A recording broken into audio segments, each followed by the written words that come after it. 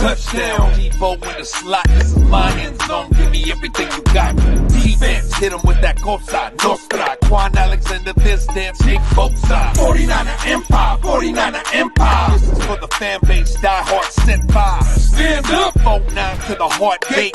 Pull on back in Candlestick. Levi, let's go.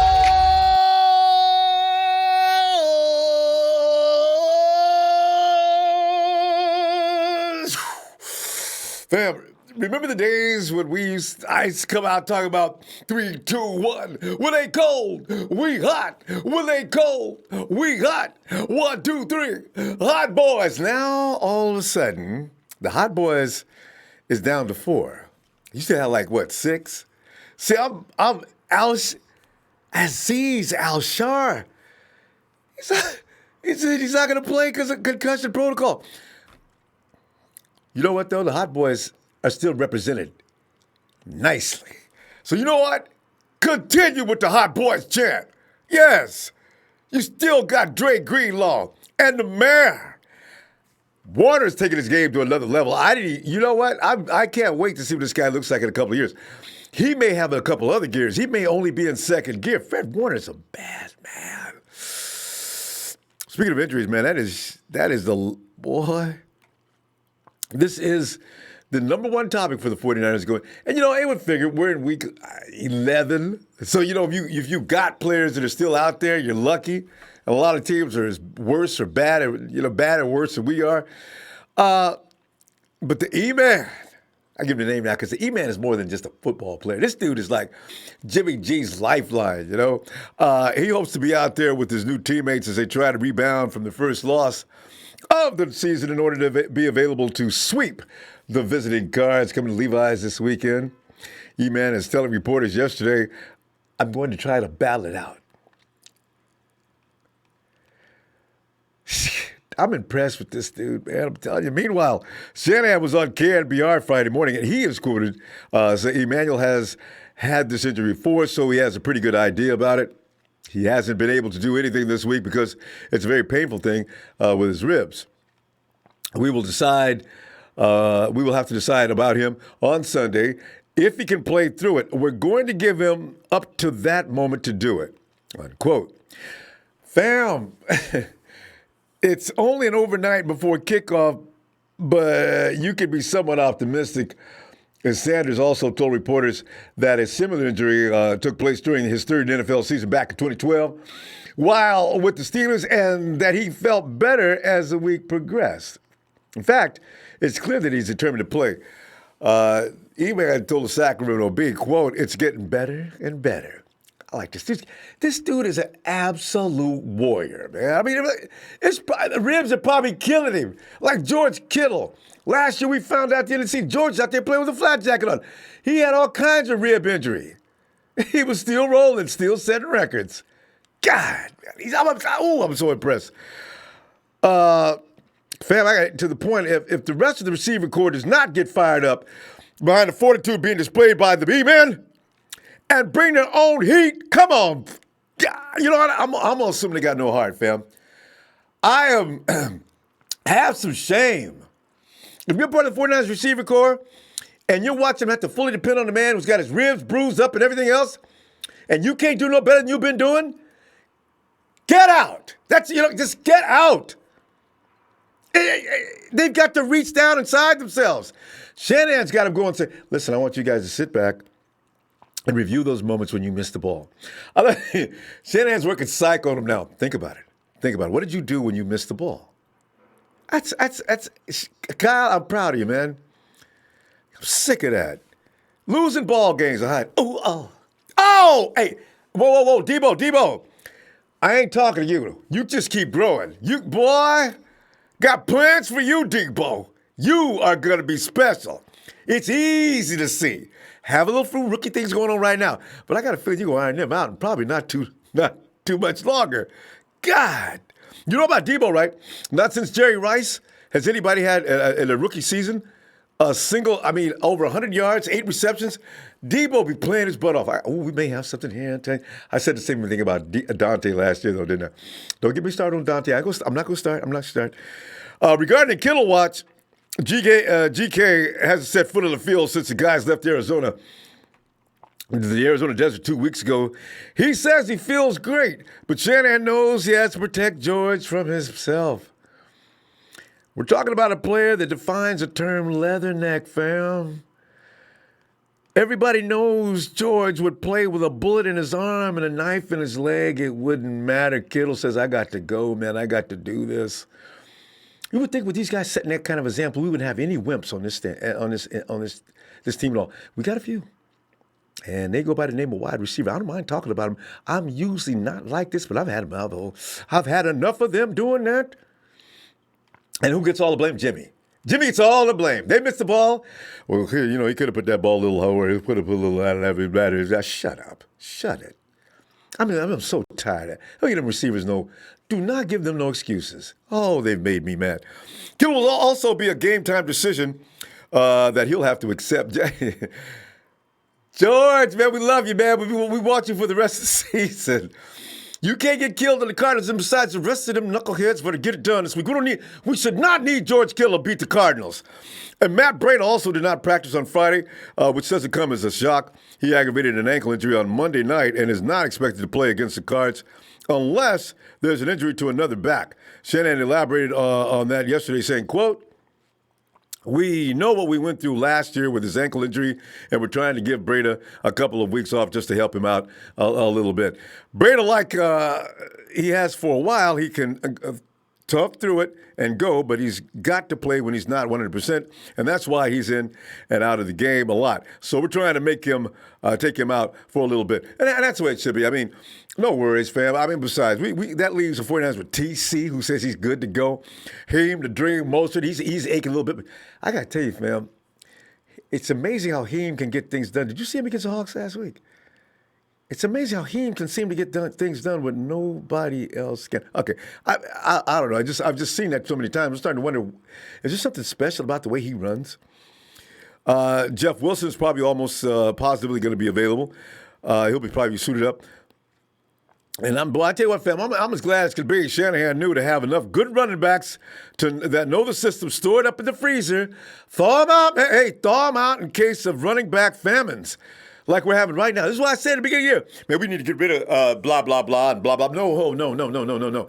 Every year since Shanahan's come, we come up short on running backs. I need 5 or 4, 6 more. You know what I'm saying?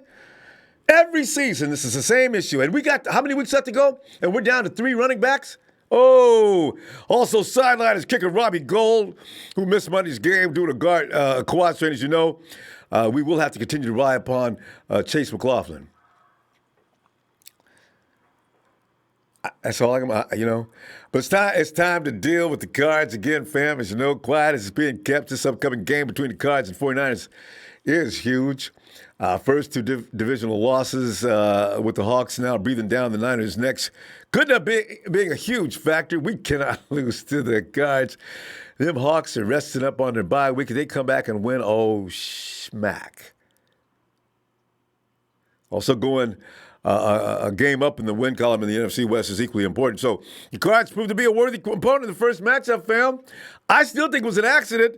Will they be in the Sunday matinee equal to the task of last time?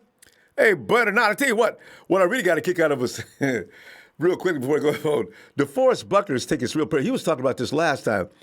Buckner was asked about defending Kyler Murray. And D-Buck responded, yeah, man, he's like a little squirrel back there, and you know what I mean. He said, you know what I mean? It's just a little squirrel running everywhere and everything. Next time we go against him, we got to do a better job of containing him and keeping his butt in the pocket. Buck didn't say that, but I would say, keep his butt in the pocket. Man, y'all got too much experience with it. Man, don't. Unquote. Buckner, by the way, doesn't seem to me the comparisons to a squirrel as an insult either. It's just a way to express what it is like to go against someone so quick and elusive. See, because you figure he's got more speed than Russ. He's not quite as elusive, and his timing is not as good. But, boy, can you imagine him moving around out there like a bullet? So, but I did like what Saleh did. He did have a scheme lined up for Russell Wilson. Russell Wilson only got away once, maybe twice in that game. Got to apply that same technique to Kyler Murray. The rematch between the two teams takes place this weekend. As you know, the little squirrel will be running around Levi Stadium Field. This time, instead of back in the AXC, once again, Buckner in the Niner gang will have to deal with the catching Mr. Number 1 first round 2019 draft pick, Kyler Murray.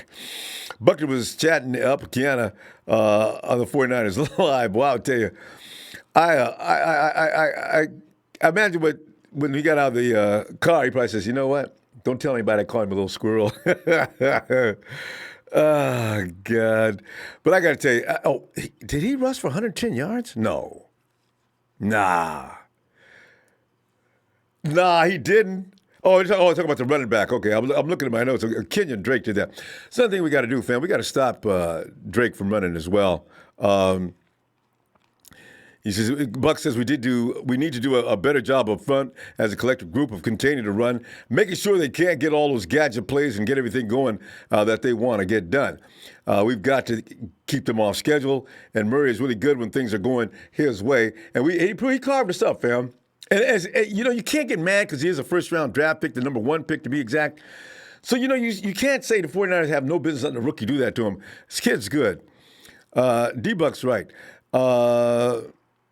But we do, E-Man comes back because I don't think we'd have George Kittle both and E-Man. I can't imagine that. But Sal and crew got to be ready for that little squirrel. That's it. And we'll be okay. I really do think the 49ers are going to bust out this week. I really do. Because the spread is down to 10 points from 11.5, and I imagine that's due to the fact that they know George Kittle is not going to play. Well, they don't know that, but I don't know why the spread's at 10. It was 11.5, which I thought was a little big. As I did tell MC, man, look, you know what? You be holding me responsible for these bets and losing them.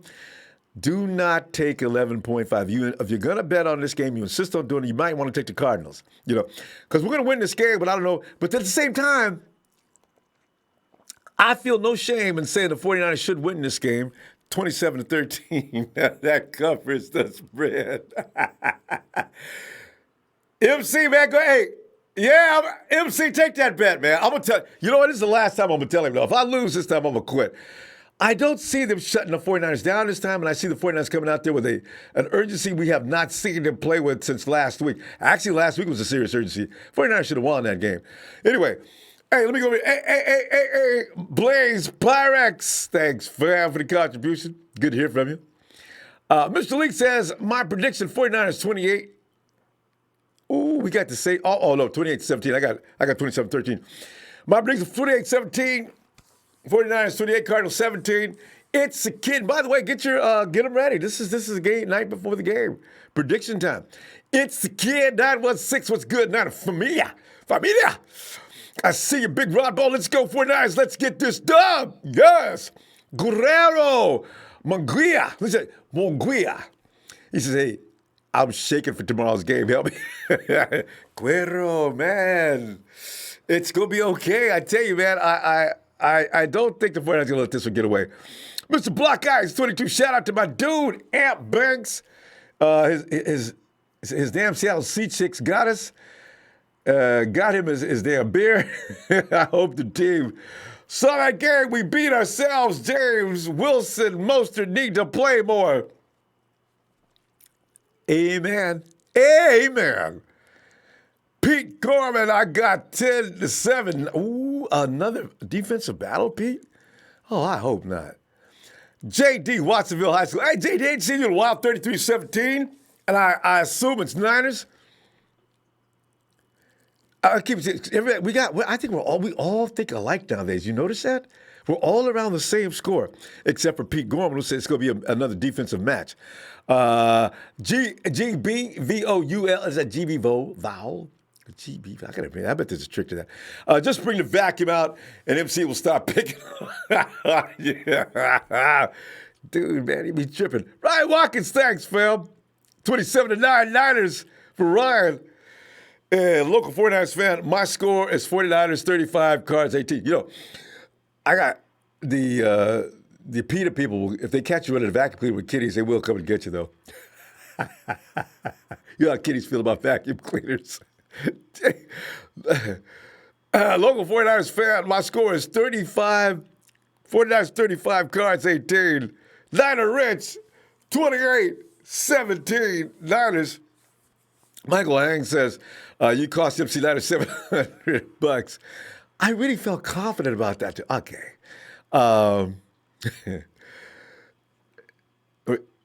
Guerrero says, hey, Niners 21, Cards 13, Gipster 28-12. All right. So there we are, fam. Everybody's pretty much got us winning. And I guess ain't no Cardinal fans in here yet. You know what?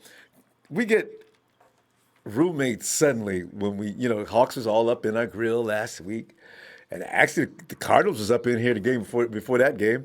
People just don't have no respect, boys. You know what I'm saying? Hey, Dollar Bill Will, come on here. Ronbo, what's cracking tonight, man? Oh, Will, man, we're looking forward to getting back in the winning column. You know what I'm saying? And get that. How many games in a row? Let's go ahead and get 6 in a row, and then we think about 7, 8. But Will, what you thinking, fam? You heard about some people predicting that Richie James should be playing this week. Have you had enough of the wide receiver crew that they need to be shook up? Boy. Yes, indeed, Ronbo. Are you kidding me? Absolutely. Richie James needs to be on the field from now all the way until whenever. Because Ronbo, when a kid acts bad in school and you bring him home, you give him a spanking, you give him a good ass whooping. And no money for 2 weeks. Then later on today, you apologize to him and just say, I'm sorry I did that, but it's just to teach you a lesson. Well, that's what I'm gonna do with Kendrick Bourne. I kind of settled myself down. I was pissed off because he did cost us 2 critical drops. So, but whenever we're in the red zone or near the end zone, he comes through for us. But Kendrick Bourne, you better not ever do that shit again. When the ball hits your hand, man, you catch that doggone football, okay? And I had enough of it. But Pettis and Goodwin, they gotta get the hell up out of here. They gotta be gone, bro. They need to get their ass up out of here. They ain't been showing up. They ain't been doing nothing. So, yeah, put Richard James out there. If Pettis and Goodwin ain't gonna do nothing, put Richard James out there, man. He needs to be out there. When he's out there, he's catching the ball. He's making plays. He just ain't been out there enough. He's dependable to me. So, yeah, Richard James needs to be involved in this offense. He do. Hey, if Pettis got to catch punts, then he'll put him back there. Yeah, I don't trust him catching punts neither because that's kind of scary. He dropped a few. You know what? So Pettis just need to see this ass down, like completely down. And Goodwin, he's just a ghost. Nobody see him. Will, question. And anybody on the chat as well. Do we have any wide receivers on the practice squad? We don't have none this year, do we? I don't think so. I don't know. Oh, I think Henry. I think was that Malik Henry, something like that. I could be wrong though. I think that's the only one I believe. I don't know. We got Deontay Burnett. That's it. We got one dude. And apparently he ain't impressing nobody because Kyle probably would have took a look at him by now. Because Kyle's as tired as we are, Will. God. Yeah. But moving on from that, man, I think the 49ers this Sunday, man, look, they angry. They upset. First of all, they upset because they knew damn well the Cardinals should have been playing. They should have been playing against the Cardinals like that. And second of all, we lost to the damn Sea Chickens. Well, we should have won. And now we mad off that. And now we've got to turn around and play the Cardinals twice in 3 weeks. Oh, they mad. That defense is mad. Shit. They didn't want to play the way they played against the Cardinals the first time, and they mad. They like they really want to get at the Murray. I believe that Robert Saleh and them sat down in his practice room, and they got a game plan, and it's going to be a legit game plan, and the defense is going to stop the Cardinals this coming Sunday. I believe that, and I also believe that Kyle Shanahan about to pull some stuff out of his pocket. He about to open up that playbook, man. He really is. So this team on both sides of the ball are angry and upset because of what happened 2 weeks ago and plus what happened this past week. And they ready to ball, man. They ready to play some football. So, Will, what kind of score? What kind of score you got in mind? I got 41-10. Woo! Will, you feel it, ain't you? Well, I'm telling you, 41 points. But I could see that this time because I think the wide receivers have probably been embarrassed enough. And also, what are you going to do about Staley and McGlinchey? Staley's out. I'm not worried about School being over there. We was playing good I ain't football worried with him. about School. I ain't worried about School. Now that School is back in, the only person I'm worried about is McGlinchey. I know. He been getting his ass whooped. I want Brunskill out there. If I was the coach, if I was Kyle, I'd put Brunskill out there. But Glitch, you ain't ready, man. You need a couple more weeks of practice. I hope he suits Brunskill up because that was embarrassing. I mean, Mike was a turnstile. All they had to do was push to the side and go. That was ridiculous.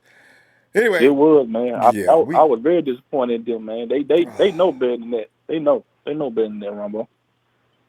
You would think, but they weren't ready yet. Well, and you got to blame Kyle to some degree too. He brought him out there a little sooner than they should. Don't put him out there. Bring him out there a little bit at a time, Kyle. They weren't ready yet. Okay, you know it's too late. The game's over. All right.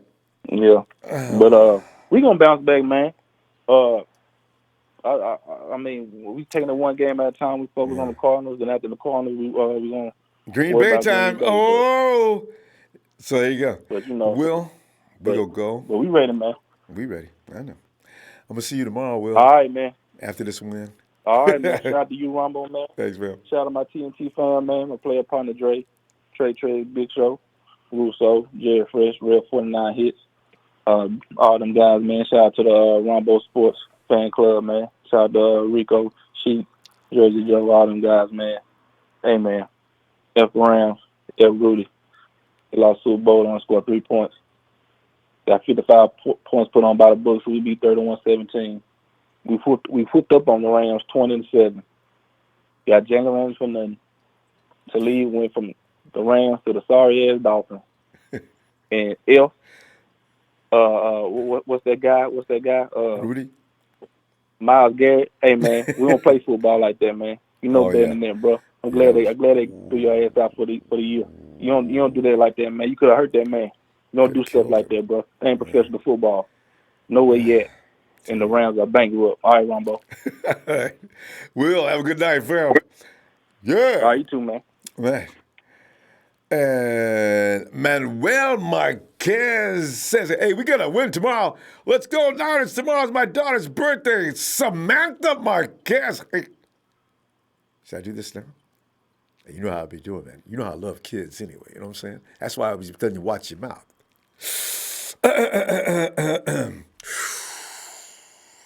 Happy Niners birthday to Samantha. Happy Niners birthday, Samantha. Happy Niners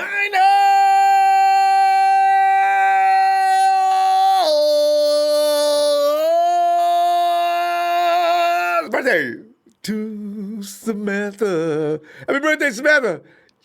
And root for the Niners. Arnold Spears, I hope Jalen Hurd comes back as well. We need another spark from our wide receiver core. The score will be 28-7. I am. Jalen Hurd, he may be back in a couple of weeks from what it's being said. Back injuries are really scary, though. He comes back and re-aggravates that injury. Yup. I love the name. Yup. If you guess the right score, I'll donate $50.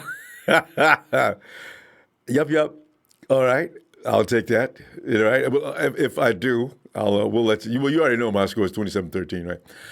Debbie, hey, Debs says, hey, what's up, fam? Our receivers got new gloves, so I'm going to say 24-17. You know, and here's the scary thing. The 49ers all of a sudden, if they got new gloves and they start catching the ball uncharacteristically, the league is probably going, we have to call them, the 49ers, and get those gloves in for examination. Oh, come on now. Hey, Mel, come on in, Mel. My man, Ronbo was good, bro. Bang, Niner game. We in it. Yeah.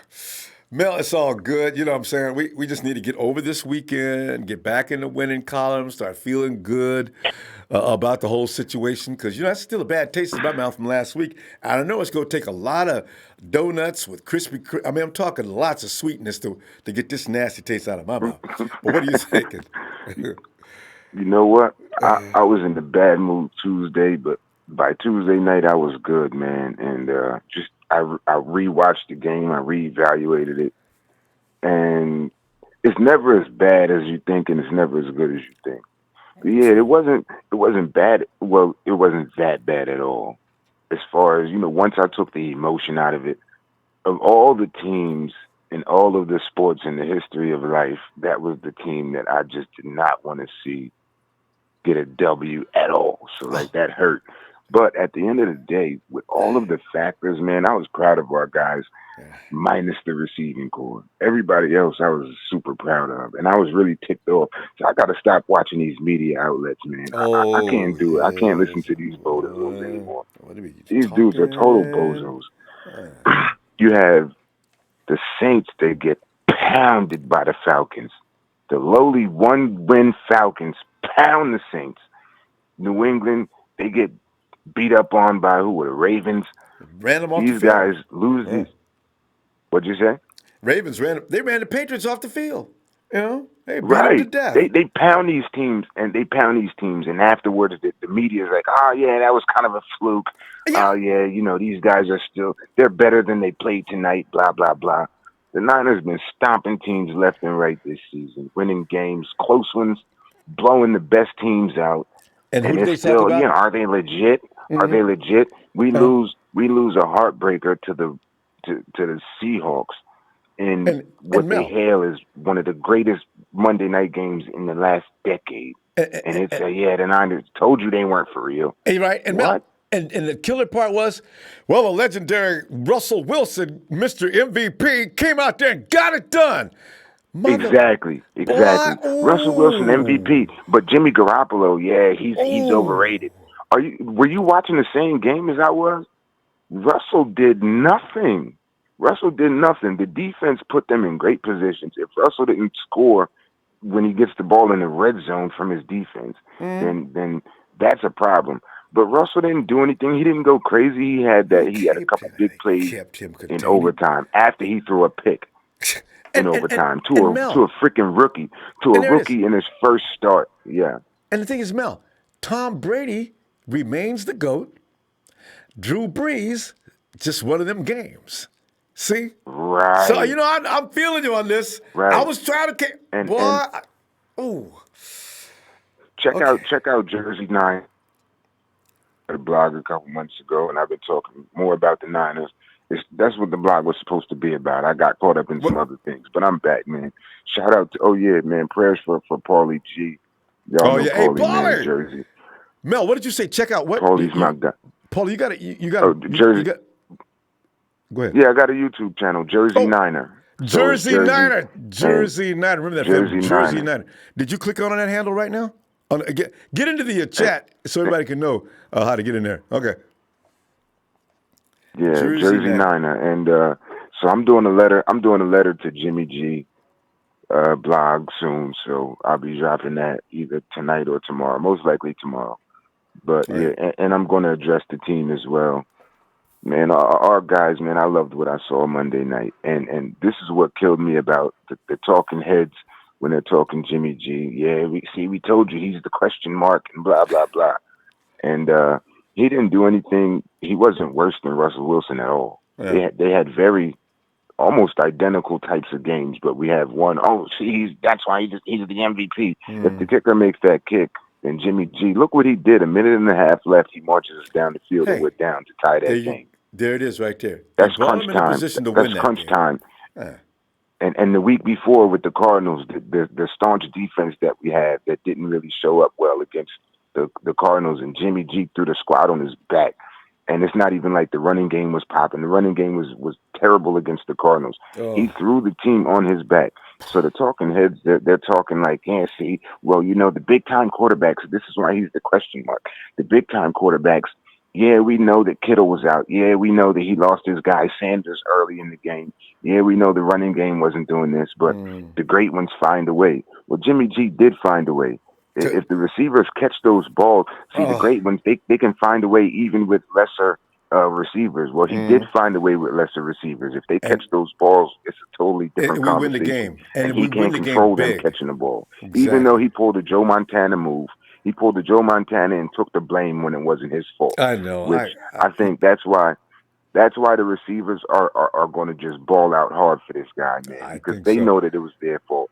But he got on that camera and he said, "Look, that was on me. I got to put the ball in better places and all of that."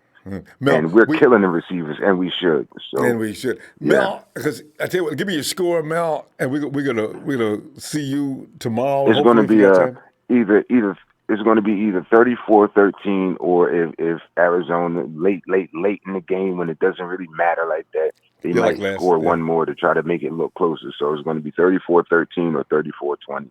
If they can pull off like one of those late touchdowns with a minute or so left, trying to catch up when we're in our prevent defense. All right, fam. But yeah, we're gonna make an example out of them tomorrow, Ronbo. Straight up. It's be time too. All right, fam. Great to hear from you, Mel, and you know this. Big bro. See you later. Huh? Yeah. Shout out to Dion too, man. I just saw your video. Yeah, Dion is my guy. Dion's all kinds of cool, ain't he? Yeah, man. Yeah, I was telling him, yo, first we have to collaborate. We have to do something together. But number two, y'all go check out Dion's channel too, man. He needs a lot more subs than what he has. This dude is legit. So yeah, shout out to Dion, and prayers for Paulie G. For real. Yes, dude. My brothers. Yeah. Yep. All right, Ronbo. Thanks for having me, man. I appreciate you. Shout out to James too. Other Jersey. All right. He's probably hanging on the line waiting. All right, fam. Have a good night, Mel. All right, bro. All right. You too. I'm gone. Thanks, fam. Hey, Phil. Hey, Ronbo. Phil. How's it going? Oh, we're still raking over the ashes, leaving those coals still glowing hot. That's all right. We'll fix this. Yeah, we got to have a good game tomorrow. Yeah, because I'm tired I'm a little concerned. Of the talking heads are already saying, well, it looks like the Seahawks, the NFC West is theirs for the taking. Yeah. You can't watch. I wonder what they'd be saying if we went for the tie. Yeah. I wonder what they'd be saying. Oh, no, we went for the tie. They'd find some negative. Oh, they call us cowards. They always do. Yeah. It doesn't matter. It doesn't matter. It's us against them. And that's the mentality we need to have, both as fans and the team. Yeah, I think they do think that way. So, let's just come out, take care of business, and get her done. Because this is very serious. 31-17. Say it again. 31-17. 31-17. We've almost got the same score. I got 32, 30. I think 31. All right, 31-17 for Phil. All right, Phil. And what else?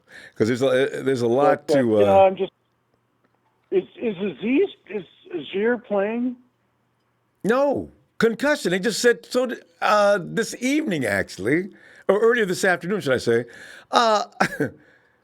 He's been in concussion protocol. He's worked out lightly during the week. I don't know to what degree concussions are considered serious. I thought any and every concussion was serious. Well, you got to pass the protocol, I guess. But, well, yeah, he had to some degree. From the way it was written, he was allowed to go work out and everything. I don't know if there was full contact or anything, or they put a vest on him. That's strange.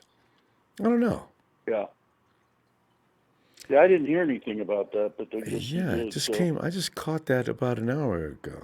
What? But that's the only defensive hole we've got right now from the starters, other than Blair, and they brought up the Montre.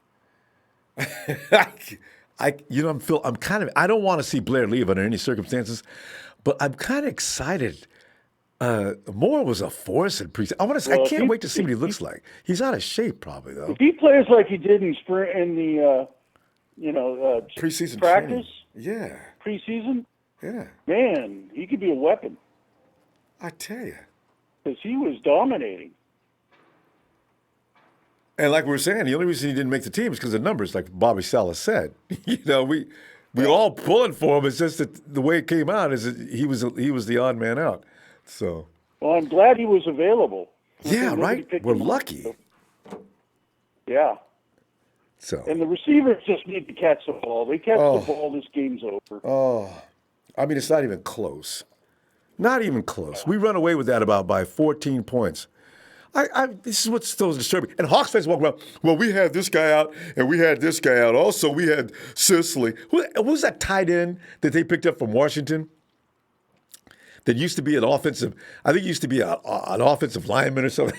He says, listen, you guys start comparing your players to George Kittle, stop talking to me. Don't even at me. You know, this is just, I can't talk to people with that kind of level of intelligence. God, it's just, whew. Well, anyway, it'll be nice when George gets back and is 100%. Yeah. And Emmanuel, because, we're going to need him in this next 3-4 games that are coming up. So. Yeah. So let them both rest. Would you predict that? I mean, would you recommend that? Let them both rest. And I want some of these guys, and I'm calling their numbers. My concern is the offense, because everybody's putting 8 in the box against us to stop the run. Yeah.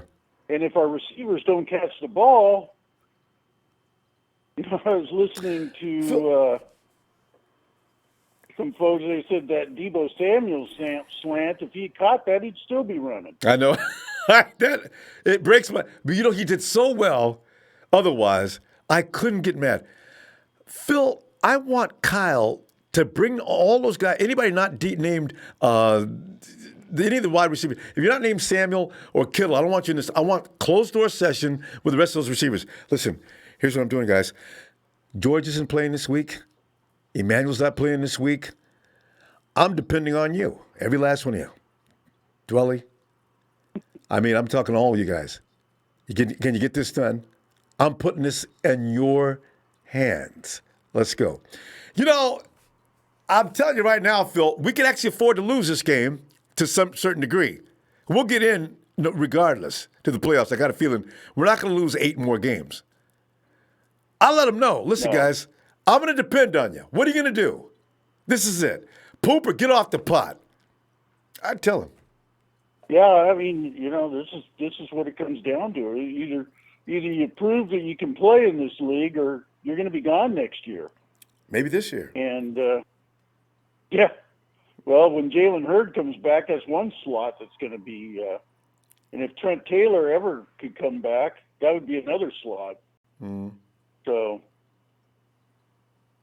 But anyway, it is what it is, and we've got a game tomorrow, and we got to win. And we're going to get it. Simple as that. And Phil, like I always do, Phil's got 31-17 on his score. Phil, like I always do, tell him where you're going to beat him. You're going to. I know you're going to the game, right? Yeah. Yeah. Phil is going to be in the blue lot, and Phil, you're in a. They're going to be. Are there several recreational vehicles where you are? Yeah, we're right next to the RV section, right along the concrete barrier between the RV section there you go. and Blue Lot 1. So if you're walking by, come by, say hi, have a beer, and be loud in the game. And Bill's got a big blue flag, so there you go. All right, Phil? All right, Ronbo. I think we'll be having fun tomorrow night. You could hear me yell it over the TV. I bet, too. Just don't lose your throat like you did last time, Phil. Couldn't even talk. All right, Phil. See you tomorrow, Phil. All right, man. Later. Bye. All right. Omar. Omar, out in Dade City. We're getting here early tonight for him. How you like that? Yes, sir. Mr. Ronbo. Out in the Southeast. Yeah. Yeah, but we're going over some of the things that we've had enough of. And I'm holding the wide receiver core responsible this week, as nobody's going to take any blame for you guys next week. I'm going to start issuing fines, guys. If everything I see missed that should have been caught, how about a 50? Just let's get this done. Focus, concentrate. You're a professional. Let's win the game. It's all in your hands. But anyway. Omar, is that popcorn? Omar's connection just got trashed. Or Omar's been working on that new software where you try to download yourself. But if you fail, you can end up somewhere in cyberspace and never find you again. Omar! Okay. Omar, Yes, call sir. back. You got a strange connection, Omar. We'll get back to you. Hey, you hear me now? Oh, there it is. Omar is back. All right. Omar, I can hear you now. What happened I'm there, sorry Omar? about that because I put it. Sorry about that because I put in my headphones and I was trying to talk to you from the speaker, but I unplugged my headphones, so now I hear you better. All right. Omar, what kind of headphones you got that you can hear me better without them, though? No, because I had a pair of Samsung earphones and I used them before to talk to you, and they came out pretty clear. But when I plugged them in this time, it just didn't work. I'm sorry, my bad on that. Well, see, you got it. Okay, there's a shot at Samsung. They're gonna come after us now. Hey, Omar, you know what? Oh, anyway, I can hear you clearly now, as long as you can hear me too. Omar, give me some observations. I'm talking about my receiver core, also my offensive line. I'm a little concerned with that. I think we should redesignate some responsibilities for this game. I'm giving the wide receiver group an ultimatum. Get it done and get the hell up out of here. I'm sick of you guys, and I'm not going to take responsibility for you. Jimmy might, but I ain't. And so, an offensive line, are you going to put Staley back? I mean, not Staley, but are you going to put Brunskill in for Michael McKitchy if you see anything wrong? I do not want to see a repeat of last week. But go ahead. No, sir.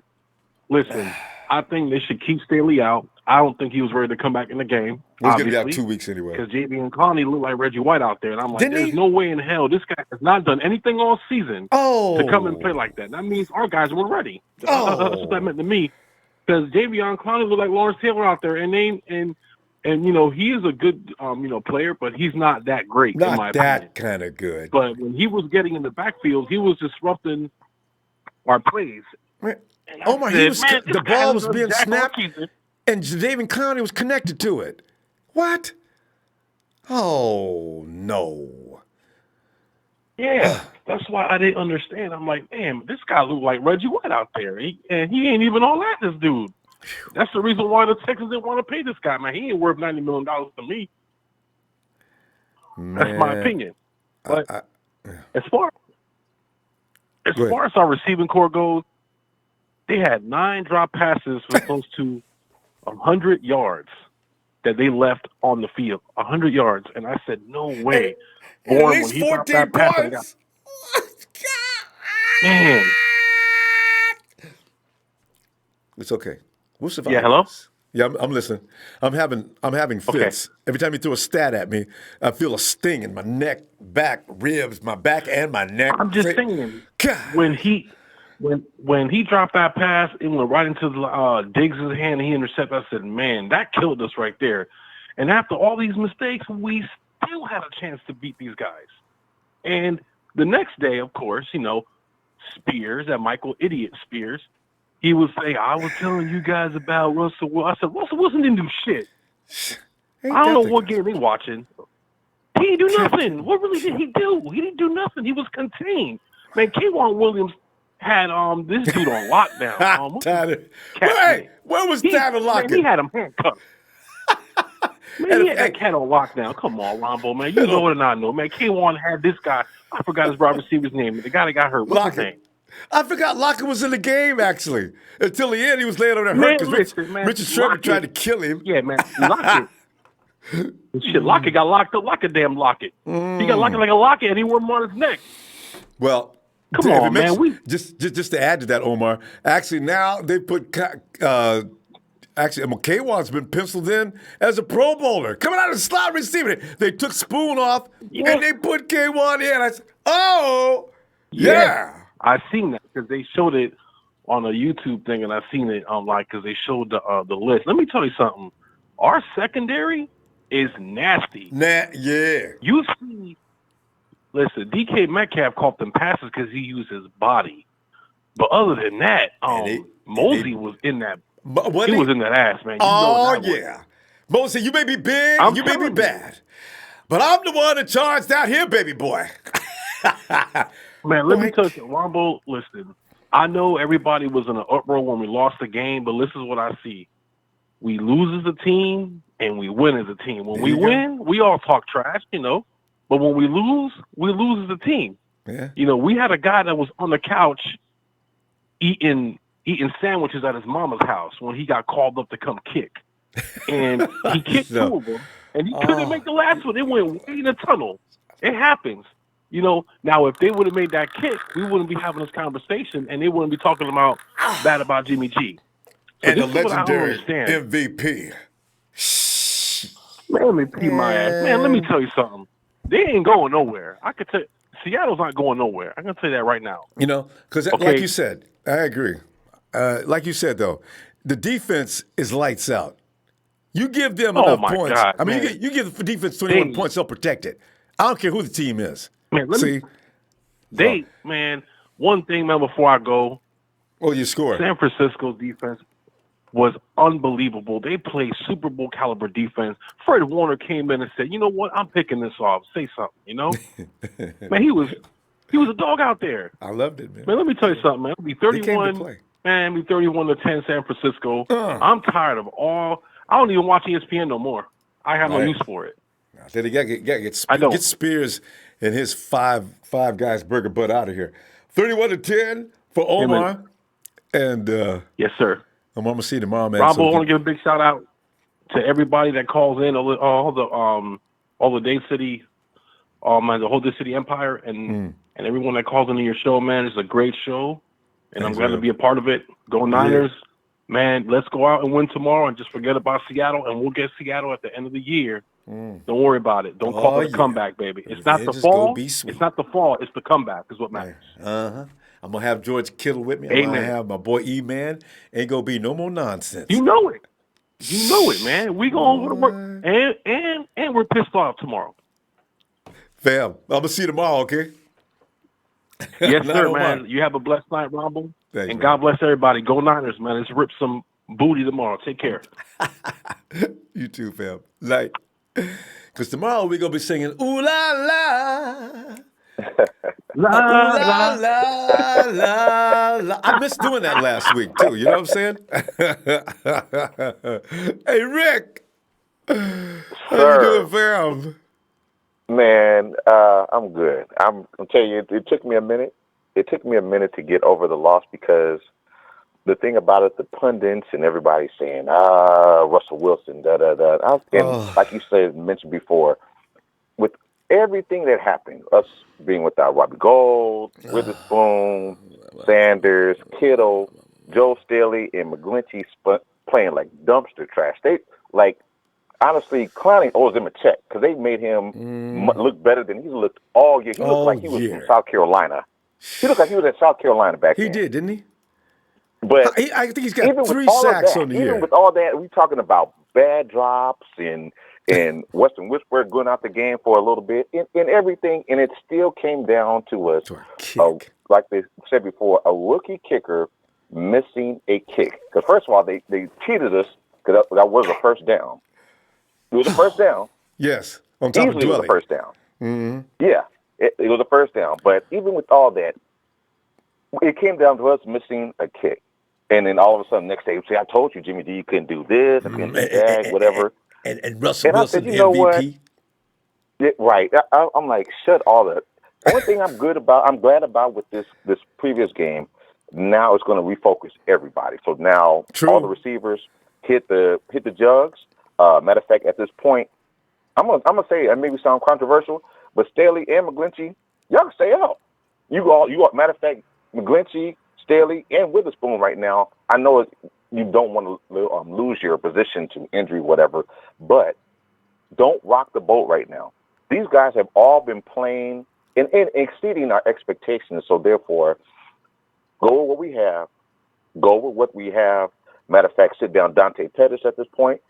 Sit down Marquise Goodwin. Call up, like somebody said before, Richie James, Debo Samuels, and obviously if we can get Emmanuel Sanders back, that in itself should be an inspiration. That in itself, because this man's coming off a rib injury right now. So everybody else step up. Kendrick Bourne, even though he had a good play, but he had some bonehead plays as well.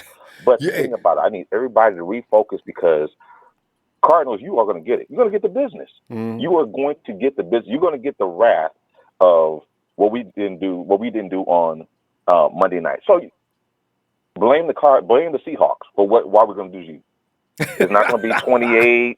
It's not going to be 28-24. Nothing like that. Kyler Murray, I'm sorry, but you're going to get it. Got to beat him You up. pissed off Defoe. Our defense is pissed off because it's like, wait a minute, we made them look better than what they were, and they're going to get it bad. It just re-energized our team. So it's like, okay, now, because when they say winning cures all things, you start to get a little complacent. When they say even winning if you cures don't all want things, to. and people, a lot of times people, oh well, you drop passes, but we won.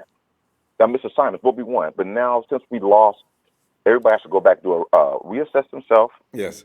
Start from scratch, correct the mistakes that you have to do, and now we're going to come back even more hungry, like somebody said before.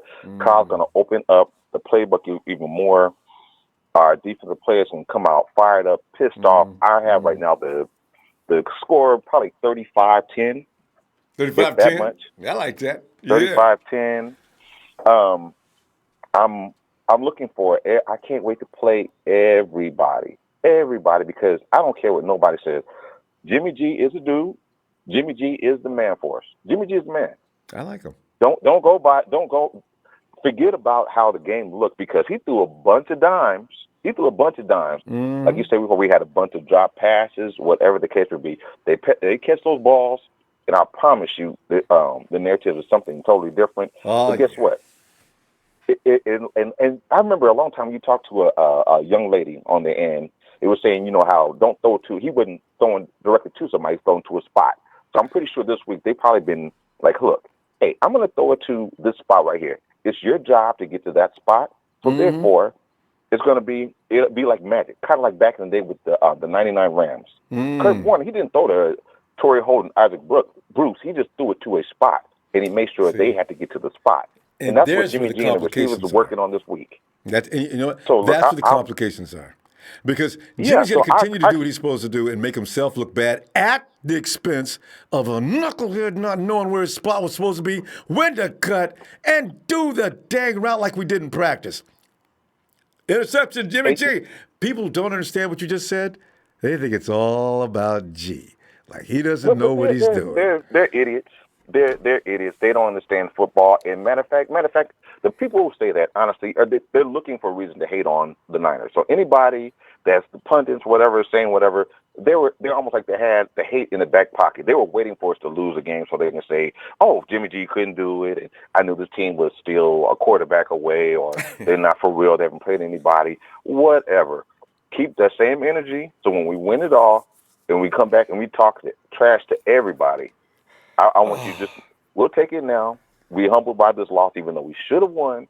We'll take it, refocus, re-energize, and look out NFL, because we're coming for everybody. We're coming for everybody's neck. Remember, Niner Empire, like I said before, we're the first one to 5 Super Bowls, the next one to 6 Super Bowls, and after that will be the first to 7 and beyond. Stay faithful, Niner Empire for life. All right, Rick. Good stuff for him. And remember, add to that, we're still the number 1 team in the NFL. 8-1, you better believe it. All right. Absolutely. All right, fam. I'll see you tomorrow. Get some time, Rick. All right. Absolutely, man. Have a good one. You too, fam. Night. Okay. Bye. And let me roll all over to Bill. What's up, Bill? What's up, Ronbo? Bill, I'm sitting back here saying to myself, we got to make a lot of excuses for the 49ers ever, especially this year, but we do need to improve offensively. And Bill, here's the thing. We got one of the greatest offensive minds in the game. Who knew that we'd have one of the best defenses in the NFL this year into week 8 and 9 and 10 and 11? Where are you, Kyle? So, Bill, ain't nothing but good stuff coming up ahead. Kyle's not going to be nobody's chump for too much longer. But what are you thinking? I'm thinking because of the loss and I'm banged up, we really don't have to fight that hard. It's going to be a close one. Everybody's predicting that they're going to come out fired. I'm actually going to say they're going to be kind of a little tired, and the fire's going to come against Green Bay. We're going to beat the tar out of Green Bay and Aaron Rodgers. It's going to happen. But as far as the Cardinals, it's going to be a close game. It's going to be a high-score game, and I'm going to predict that our field goal kicker, is going to miss at least 2 or 3. He's a rookie. It's going to happen. You don't want to hear that, but he's going to be shooken up from that loss because, believe it or not, he's going to hold that loss over his shoulder because it was the kicker's fault why we lost the game. No offense. He's going to be okay this week then. He feels bad about I wanted him to get one more chance in this last game.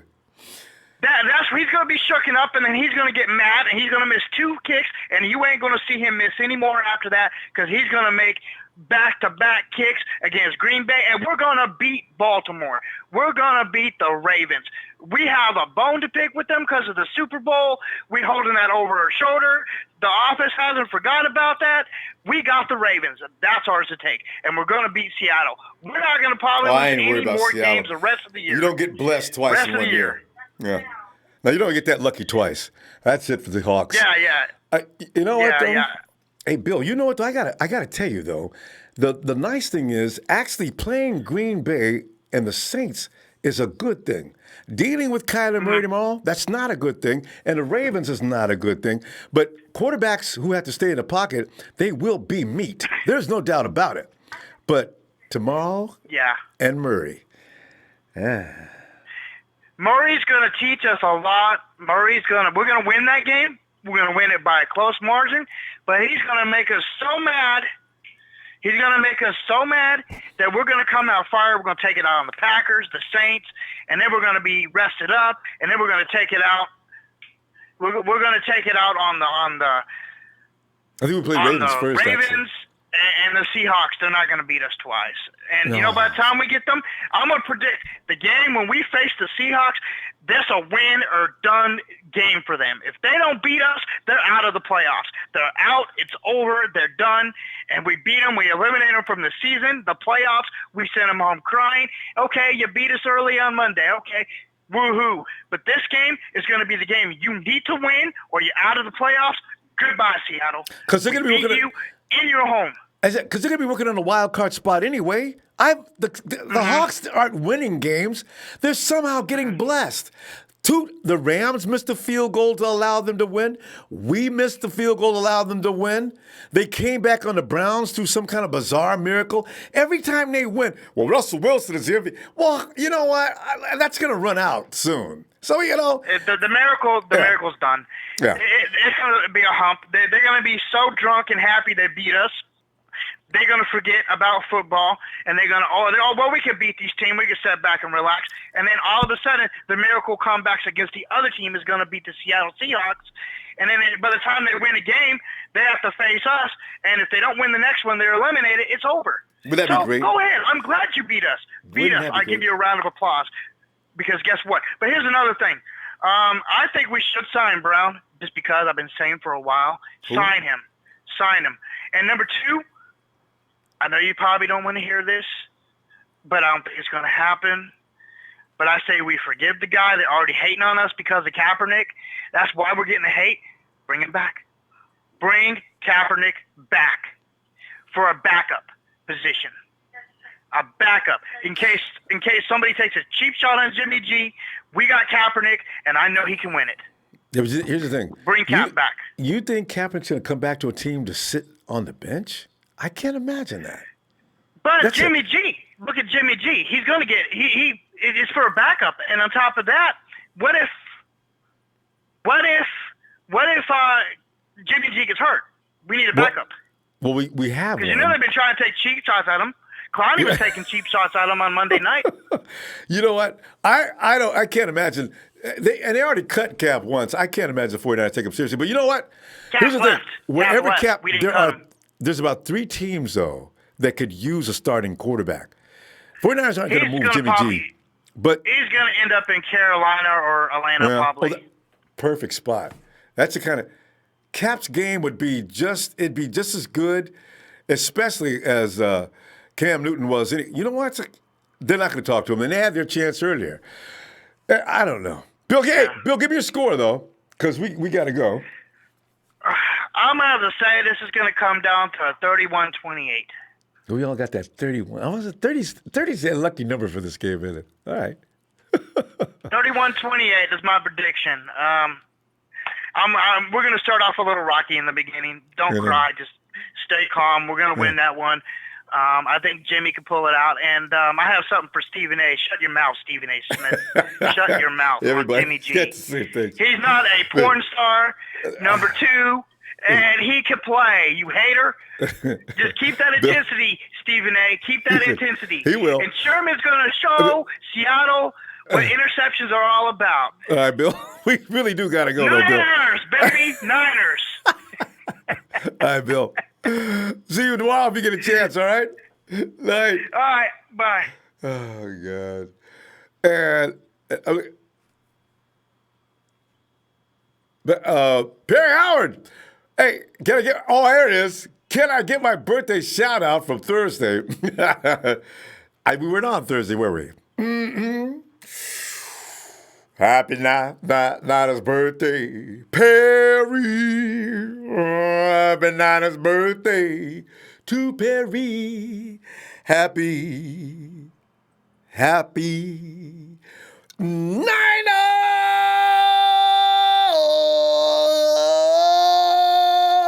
birthday, Perry. Hey, it's Perry's birthday, Fib. Get on over there and say happy birthday. He was hanging around in the chat. Ed Marion says if Sanders and Kittle play, we wipe the floor with them 42-10. That's true. Only one of them plays 20-10. Without them, we could lose. Ed like starts out up here, and he takes us all the way down to here. You know what I'm saying? That's funny, Ed, but you may have a point. Cam Johnson says, why don't they put Pettis on kickoff and punt return and put Richie James in a wide receiver? And you know these thoughts are actually crossing Kyle's mind. And the legendary Diamond Miner says, I am a Seahawks fan, but still. Okay. Well, I can't do anything but say thanks. All right. Hey, Jim. Hey, what's up, Ronbo? Jim, I'm let's sit back here and looking forward to the future and wanting to get back to the days of walking around the house and out in the streets and all during the game singing, ooh la la, ooh la la la. I had to go a whole week without doing that. I haven't done that in I don't know how long, Yeah. We need more of that because you got a nice voice.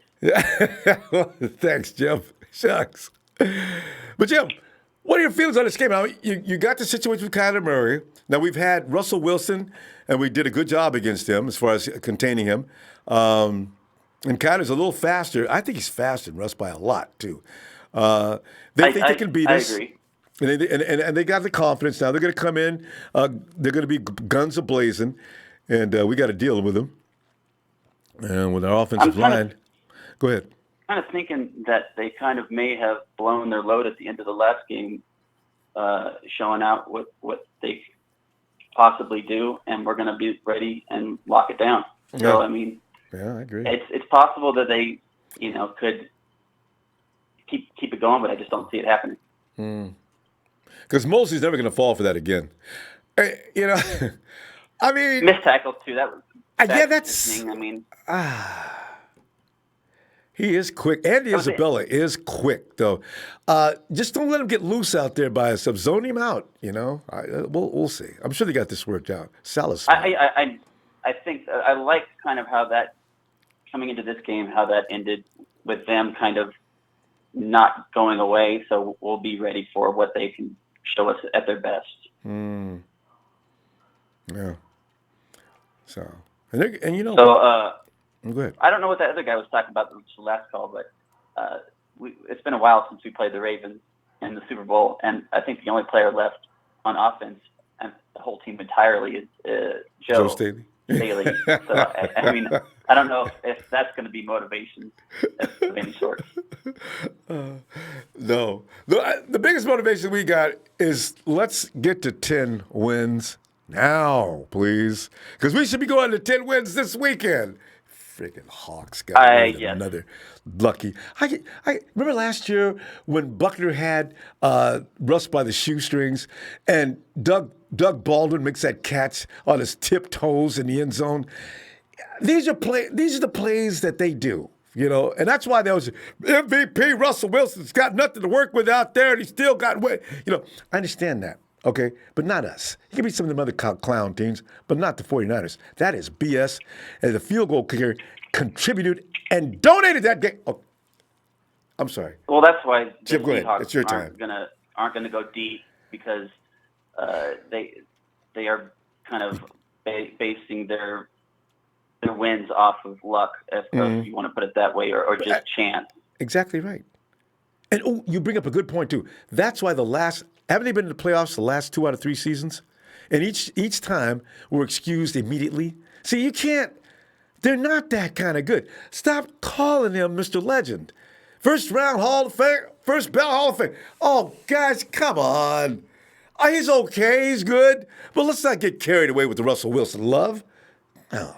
I can see that. I mean, he's a good player, but he's not Hall of Fame yet. No. Let's not go there yet. Yeah. I was just thinking that I was kind of agreeing with maybe Richie James should be in there as on more of the wide receiving plays. Specifically, what brought it to my mind the last game, he made one really impressive punt catch where I swear he got tackled before he even caught the ball. Yeah. And that showed me some hands there. Mm. Yeah. So, I would like to see more out there. Wide receiver is definitely our weakest link right now. I don't know why the hosts of all these talk shows keep saying, especially Stephen A. or whoever, that Jimmy is the weak link when that's clearly not the case. And Jim, I want to piggyback on that because the thing is, if it was Jimmy's fault, how come all of a sudden he's throwing for 136.5 rating after Emmanuel Sanders shows up? Between him and Sanders, he's way over 100. So for sure. It doesn't take any genius to figure that one out. I mean, even with our best quarterbacks ever, Steve Young and Joe Montana, we had the best wide receivers in the game. I mean, you can't be the greatest without help. One of my favorite players of all time, John Taylor. I mean, he was our second receiver, and any other team, he would have been the number one for years. So, I mean, you got to have help, especially if your quarterback is not a mobile quarterback. He is an accurate arm thrower with a quick release. You got to have guys that can catch the ball. Please, catch the ball. We pay you to catch the ball. Catch the ball. Jim, give me your score, fam. What is it going to be? I'm thinking 27-7. All right. We're holding them down, huh? 27-7. I like that. They might be a little pissed off. They might get that done, too. All right. I'm hoping so. I mean, I could see 27-10, but I don't see them scoring a lot of points. Defense is going to be mad. I mean, the defense balled out last game. They've been balling out all year, really. But I think so. All right, Jim. We're going to go and look. One more thing. I was just saying the other night how we were talking about not going for the tie and how I liked it. Next day, 2 games, Green Bay, Rams, flex to prime.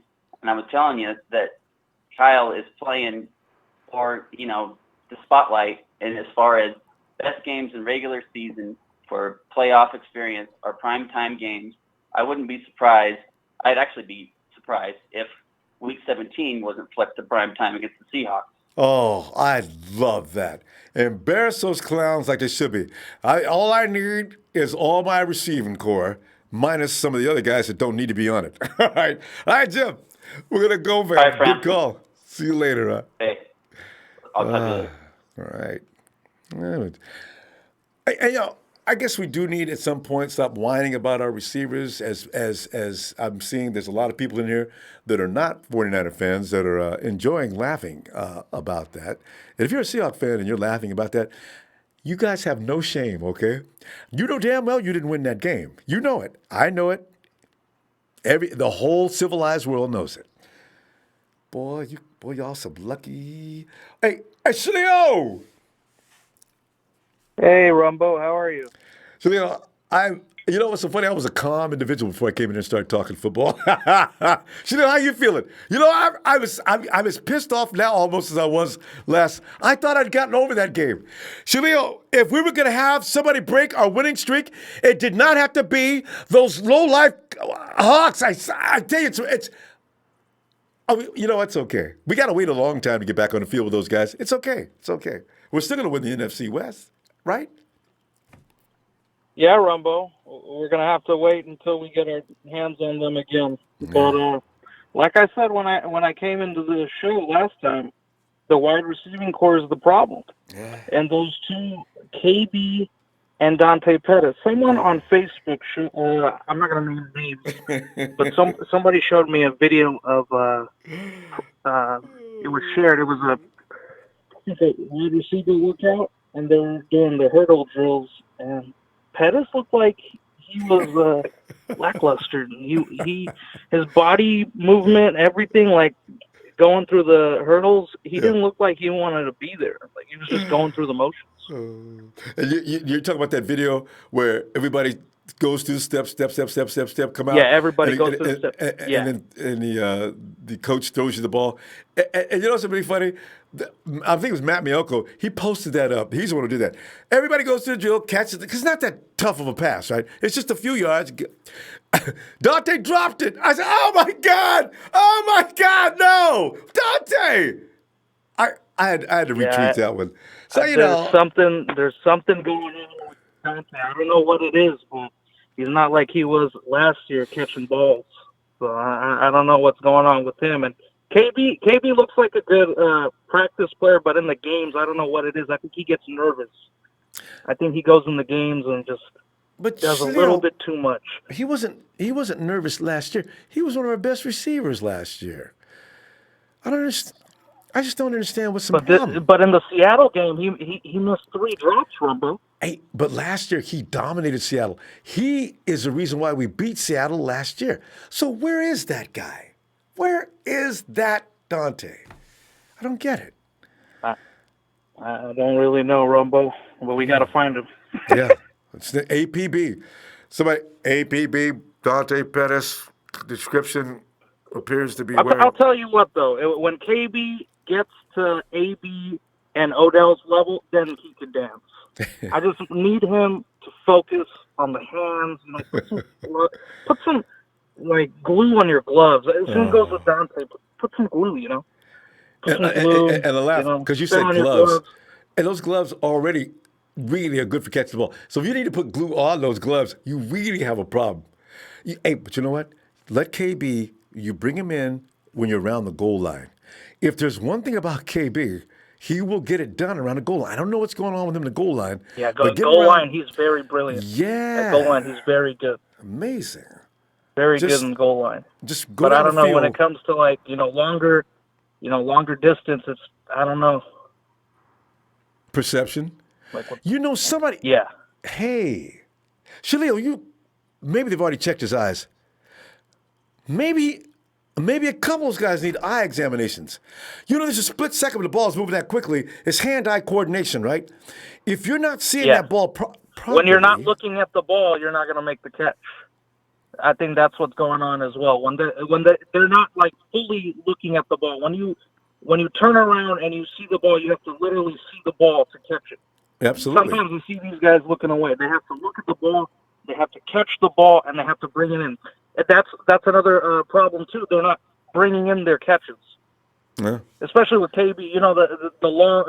The interception Jimmy made. It was because of KB. He didn't bring the ball in. I know it was a little bit far out, but he's supposed to bring in the catches. Yeah, it's amazing how many times we've seen the ball go through the receivers and into the defender's hands. That's happened at least. I can't since he came to San Francisco. I can't count how many times I've seen that. Jimmy G's his ratio is 2 INTs. So I said, you idiots who don't watch the game and talking like as if Jimmy G can't quarterback. It's not Jimmy's fault. And the media, Stephen A., all these guys are blaming Jimmy, but he doesn't know. He has like 2 guys that one likes to play with cats, fix his hair, and the other guy likes to dance. These 2 guys need to catch the ball. Like seriously, I need to see some improvement in the Arizona game because we're relying on Kittle too much and we're relying on Emmanuel Sanders too much. They should have easy work when we have KB and Dante playing. Jimmy shouldn't always pass it to Kittle and Sanders. Like it doesn't have to be them go. Those guys have to be the go-to guys. True, but you could like switch it around, you know. Yeah, it's true, but we got to win the game. Hey, Shalil, give me your score, fam. What do you got? I got 27-10 Niners. 27-10 Niners. All right, here you go. 9-1. Here we come. All right, Shalil, we're We're coming, Ronbo. I know. It's just a matter of getting back on that horse again. All right, fam. I'll look for you tomorrow. We'll be back. All right. Before I go, shout out to the Niner Empire, Niner faithful. Jimmy G is almost about to play a full season, so. I know, right? That's very important. People don't know. That's a good point. These are going to be, before I also go, these are going to be tough games. Win some, lose some. This is going to be tough. This is going to be a tough stretch. So we're in there. I don't know why everybody's saying that our season is over. No, we still got a chance to fucking make the playoffs. No. It'll be fine. You can't lose. With the defense the 49ers got will always be in every game. The offense just can't be turning that ball over. All right, Shalil, we're going to go, fam. See you tomorrow. Later, Ronbo. All right. Daniel Andre. My birthday is Tuesday. Hey, Daniel, we should do your birthday, and you got to come back for that. We're going to do your birthday on Monday Night Raw. How about that? It loses its novelty if I do it too far in advance. But it's over, then we do it. All right. But in the meantime, happy birthday, Dave. You got to get back in there for Monday Night Raw. Kendrick Wells, I am sick of you guys complaining about our receivers. You guys, we lose one game, you defect like those cowards did. Moses delivered. Our receivers are who they are, supposed to be. Trust the process and quit whining. We are 8-1. You know what? I got it. That's true. Daniel, man, Kendrick, man, you know what the thing is? You got to vent. If you hold this stuff in, you can make yourself ill. So that's why we jumping up and down, screaming and hollering. Got to let it out. I want to be slapped a couple of them. You know what I'm saying? But I understand what you're saying, though. You know, stop crying about the receivers. Let's wait and see what they do next game. and Sharon probably has the same thing to say. Sharon, come on in. Hello. Hi, Sharon. Well, Sharon, Kendrick says we need to stop crying about the receivers. How do you feel about that? Well, yes, I think we all need to step up and make them catches and I don't know. I mean, it seems like when you don't make the catches, like you're lost or something. It's like you're there, but where are you really? I'm not getting it. But when it comes to the end zone, it's like they'll drop it, but it's like KB. You know, we rely on him to make Sharon, it, and he makes it. There, straight money in the end zone. Don't mess with KB 5, 6 yards, 10 yards out. That's why I'm mad at him, but I'm not all the way mad at him. He's still my dog. But, you know. I believe, like, for Monday night's game, I know we lost and we're 8-1, but we're still good position. But if Kaya would have left everything alone the way it was, I think we would have won that game. What do you mean left everything? Everybody didn't leaving Justin Schools in and Bronskill and everybody else. That was, if he didn't make those switches, I think we would have had that game.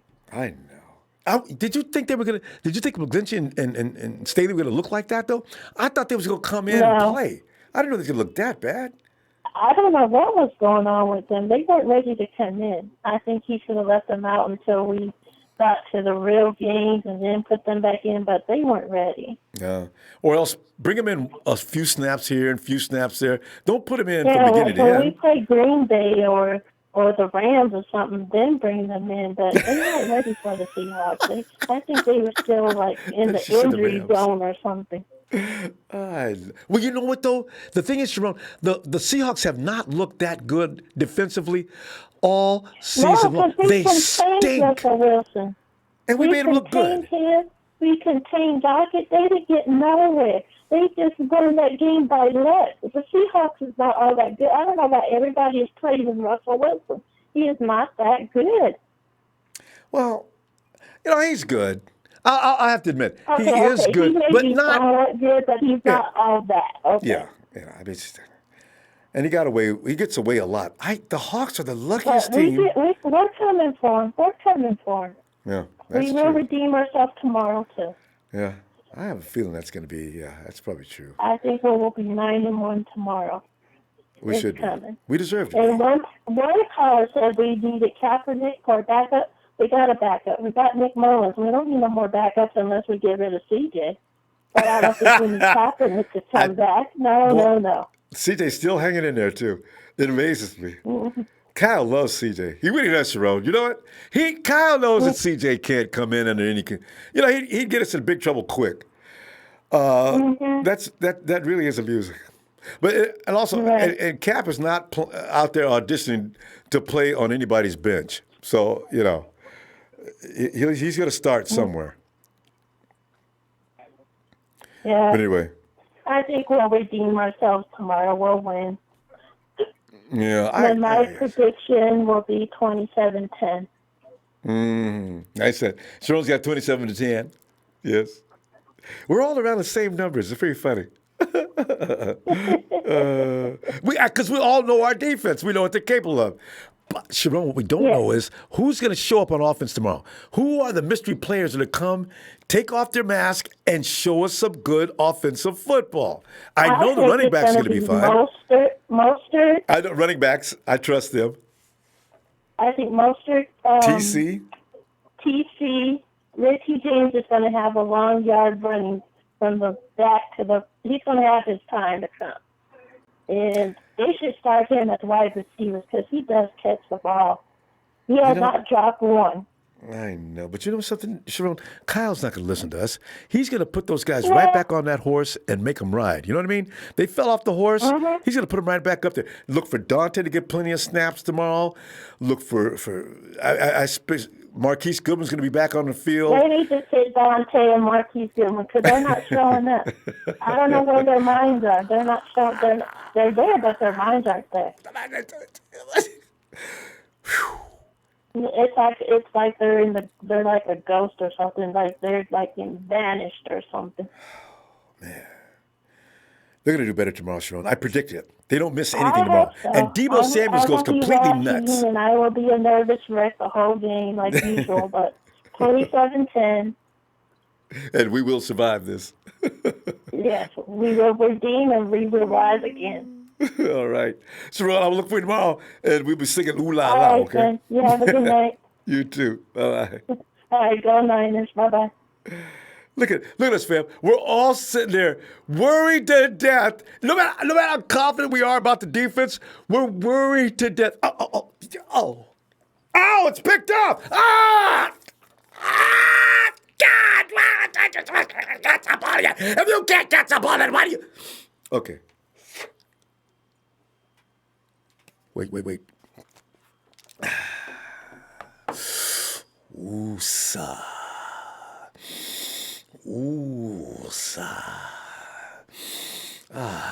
Okay.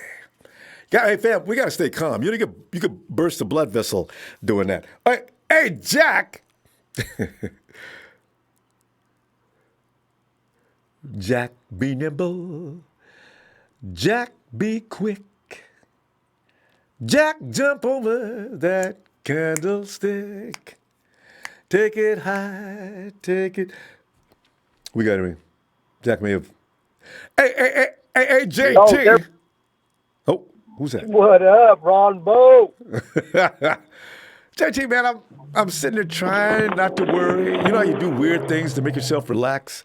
I'm in that mode right now because I can't stand it, man.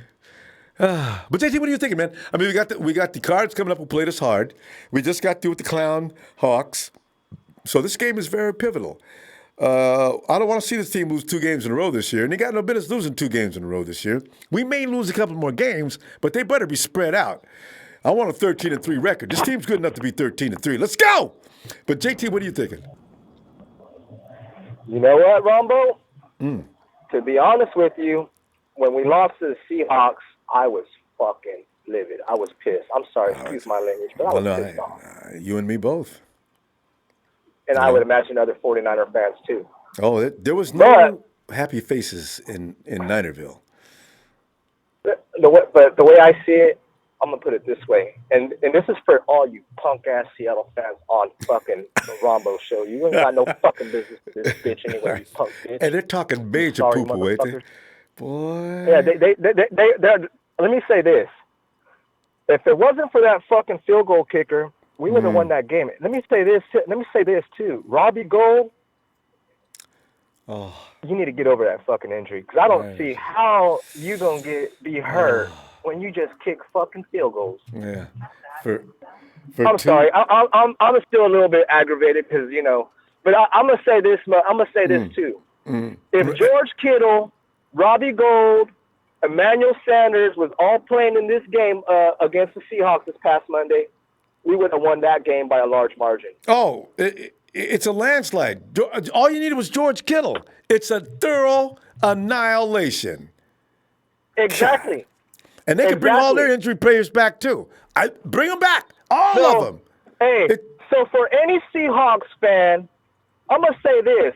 If you guys think you're a better team, you can hit me up on my fucking email, and you can bet me some fucking money, because I'll tell you guys this right now.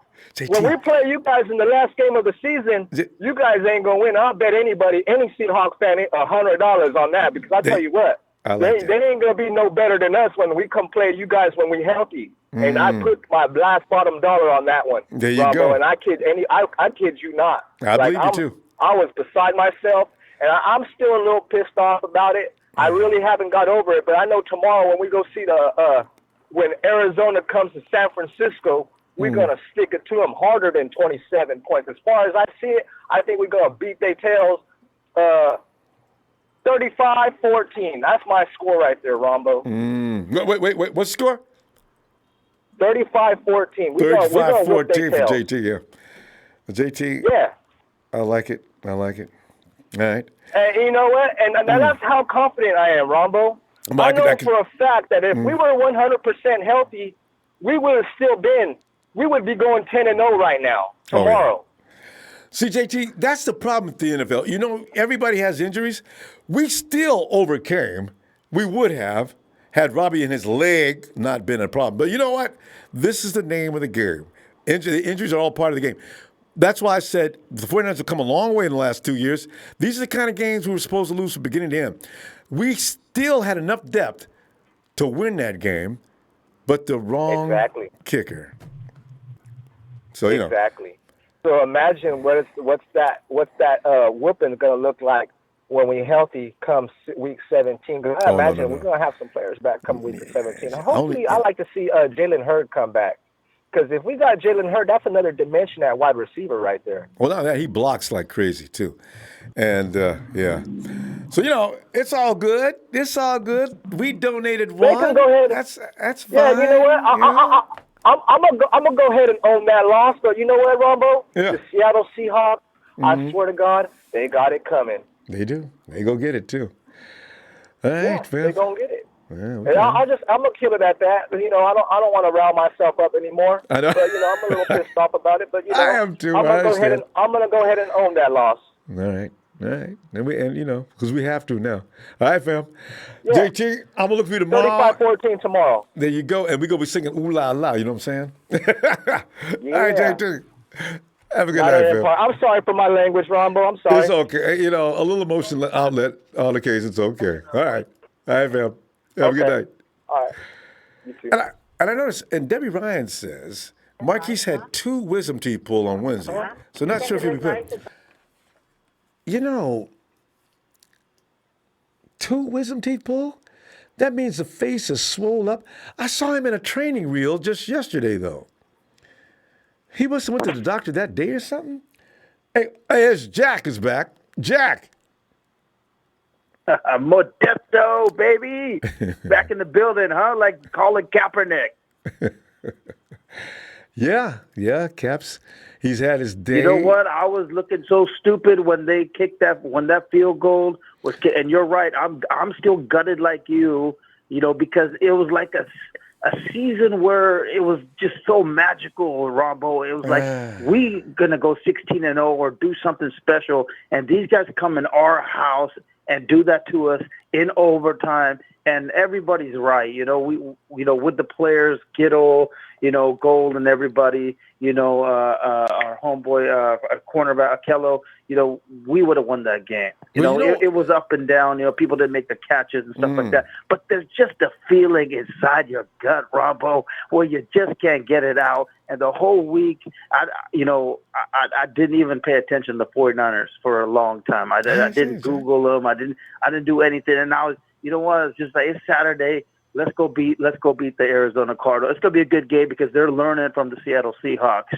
There's like, okay, this is how you beat the 49ers. When they got injured I hope players. they do.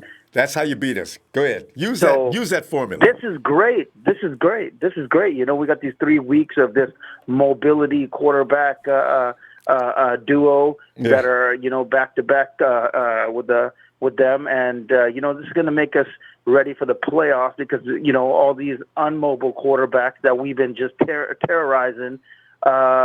We're going to be ready for it when it comes to playoffs. But, yeah, man, I was dumbfounded when that guy missed the way that field goal was kicked. Into the tunnel. Oh, Lord have mercy.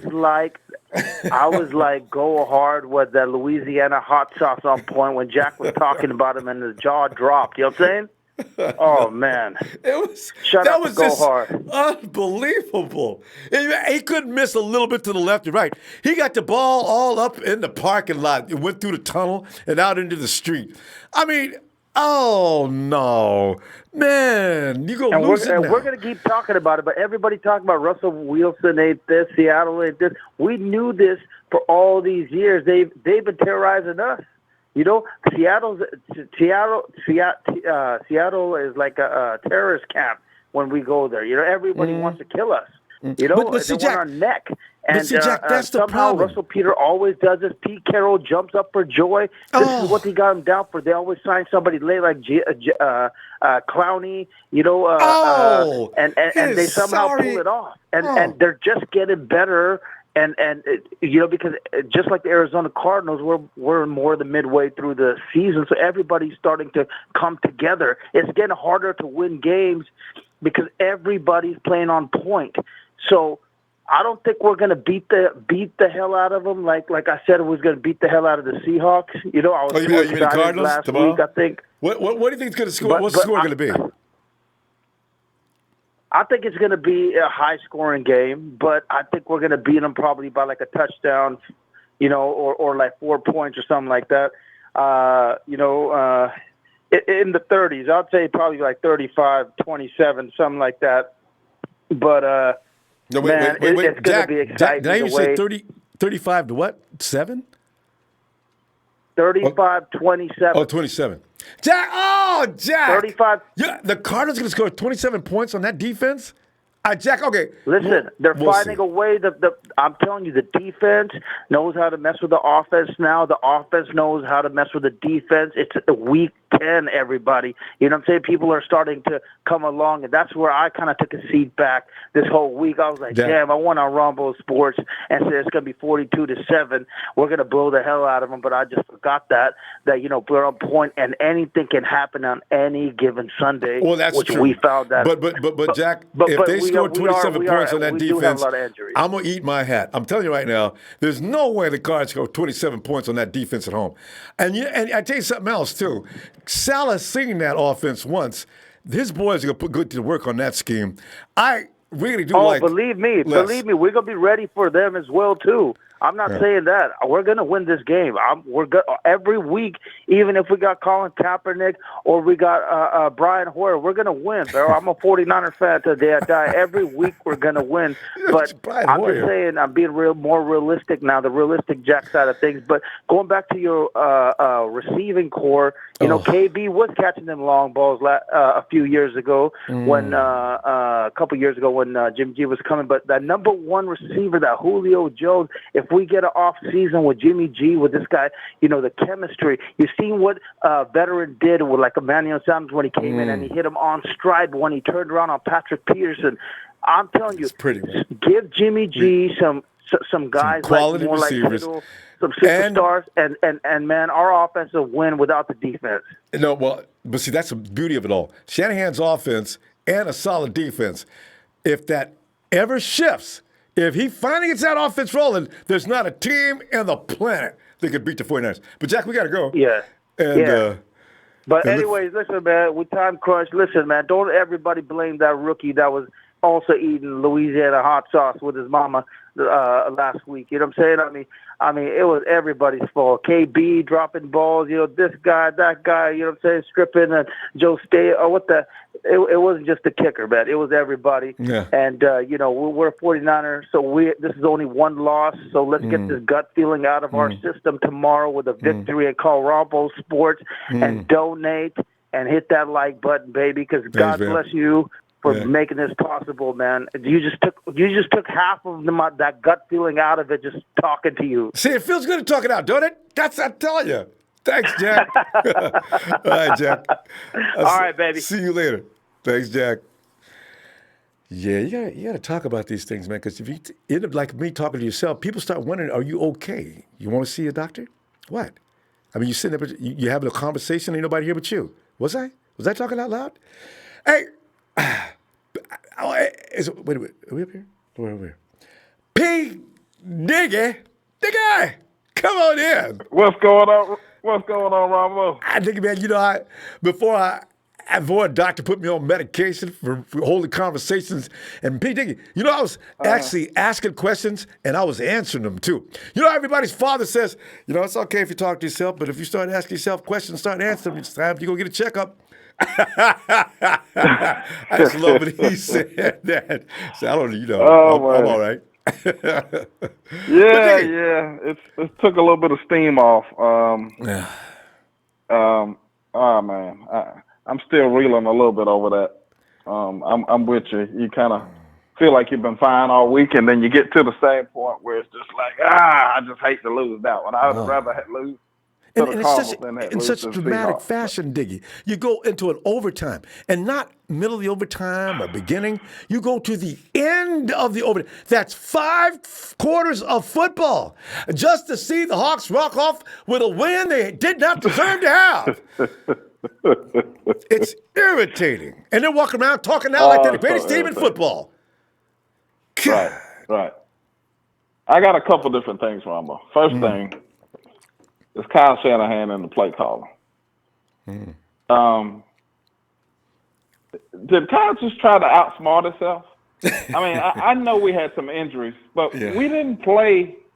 I mean, we went away from some of the things that we have been doing that's been successful. I just don't get it.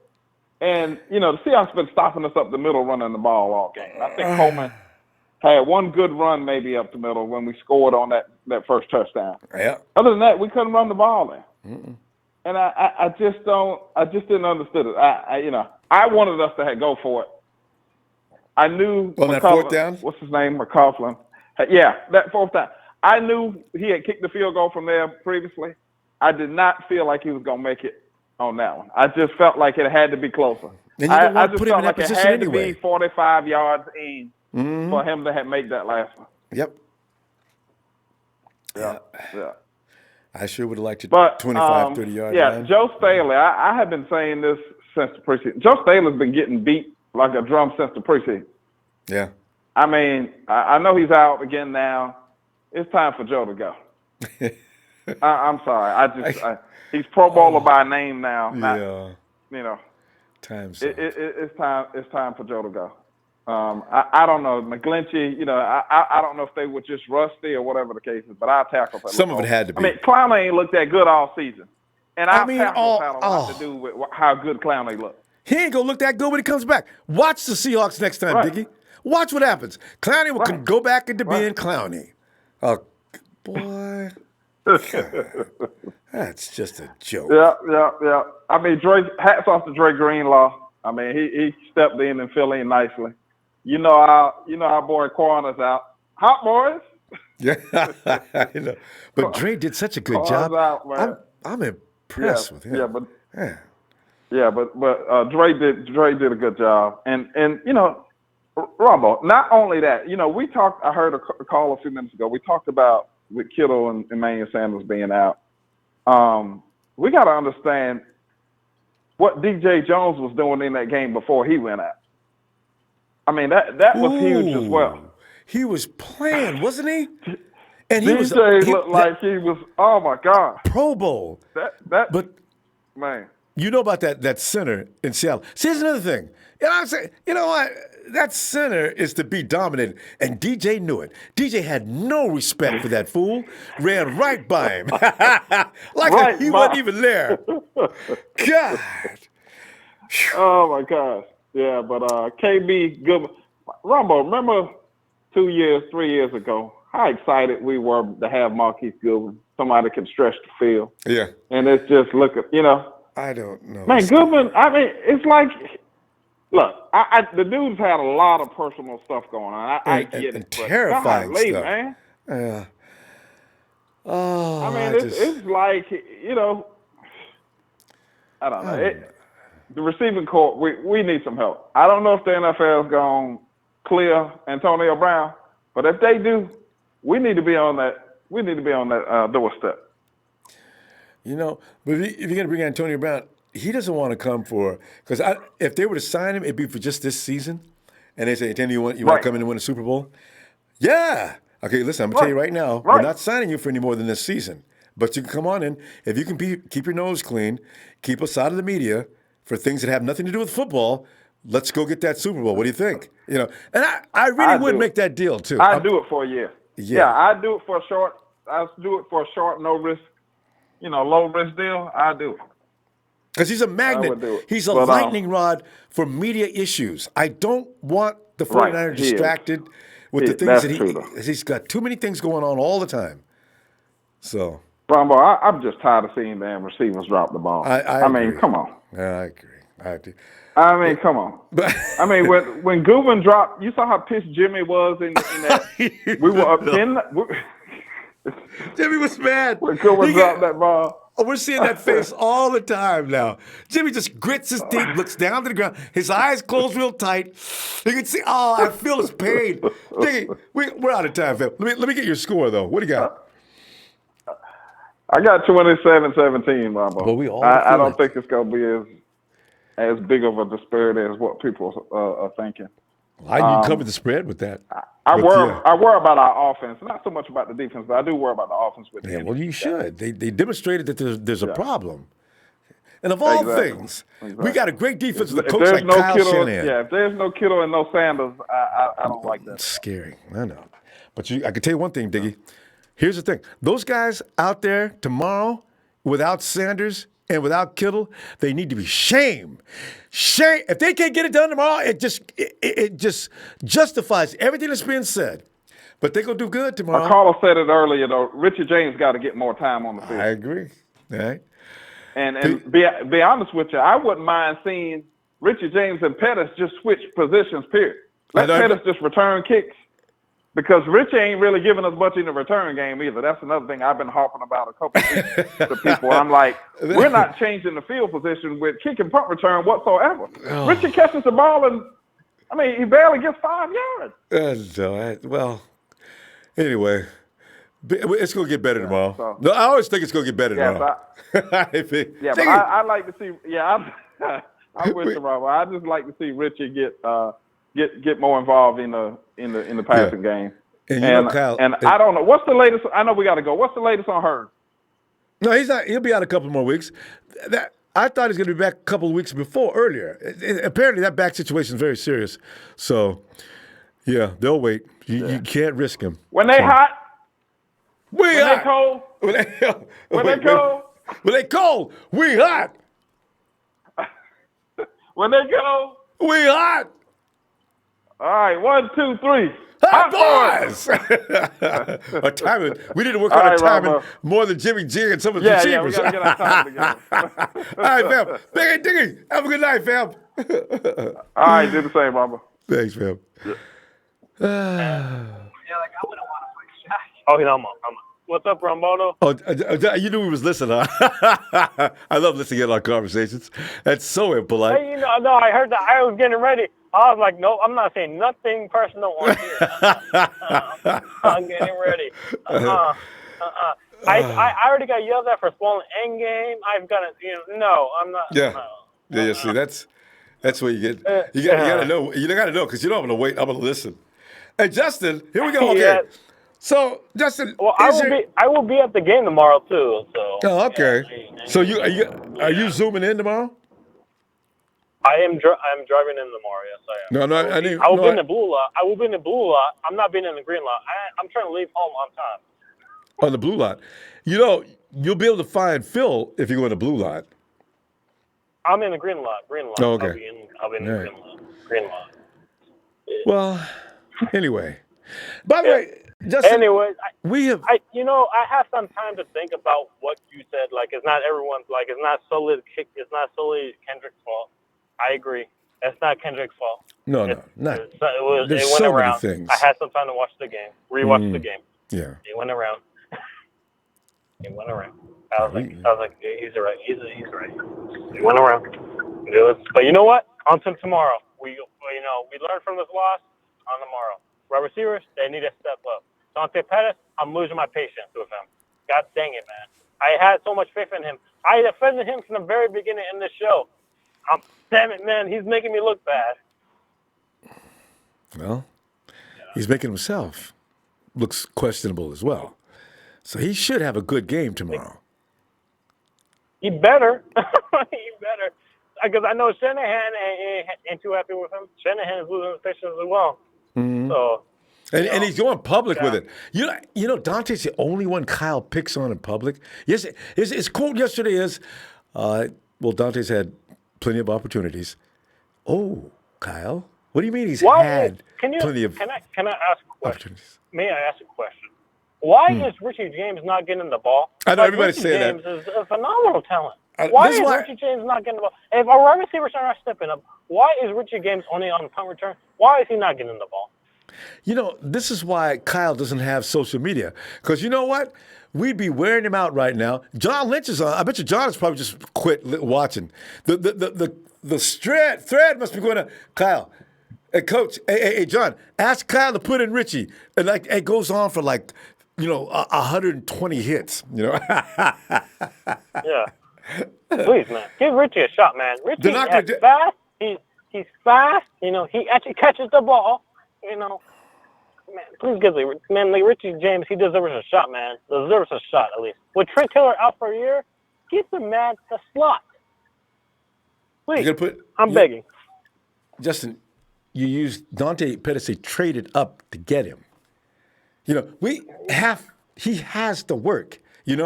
It's like that. You know how many players we traded up for, and we end up letting go. We traded a lot. That's what I'm saying. When they sit around in the office, sometimes I can see John and Kyle sitting there talking. Well, as he's fixing his coffee. You wanted to trade it up for him. I said we should probably go ahead and wait till the next round. We need to start trading up, man. So we need to start trading up. We need to start trading up, man, because it ain't doing us no favors. Did we trade up to get CJ? Yes, we did. We did. We did. Well, Joe Williams. Man. We didn't trade up for Joe, though, did we? No, No, he was a 6th round pick, I think. He was a 6th round. Was Joe Williams a 6th round? Not that late. He was a 6th round pick. No. He was a 6th round pick. No way. We got him before the 6th round. Joe Williams was somewhere between the 3rd and 5th. Oh, God. Yeah. Oh, man. You know what, though? It's okay. The draft is a shot in the dark anyway. You get what you get. And this is why somebody says shouldn't rely too much on the draft. We should go out and sign players. Big Show's a big advocate of go ahead and pay the money for guys. Big Show was the one who said we shouldn't get Nick Bosa. And now Big Show might be looking to get a Nick Bosa jersey after he makes the Pro Bowl, because Nick Bosa on his way to Pro Bowl, man. He's on his way to Pro Bowl. And I still have yet to see that Nick Bosa gets the Big Show gets a Big Bosa jersey. Where is it at? Pay up, man. Pay up. He's never gonna. Big Show's actually paid up on several different cases. He's made a lot of contributions, so I can't. Not the Bosa jersey. Well, no, but not I'm talking about. Jersey. Is it good? Yeah, but we're gonna.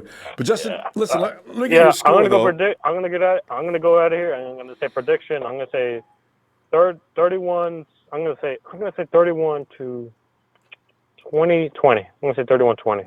31-20. 31-20. All right. Yeah. I'm predicting a big game for Tevin Coleman again. Tevin Coleman, I'm predicting he's going to go off. Yeah. With Matt Breida out, Tevin Coleman's going to get more touches. And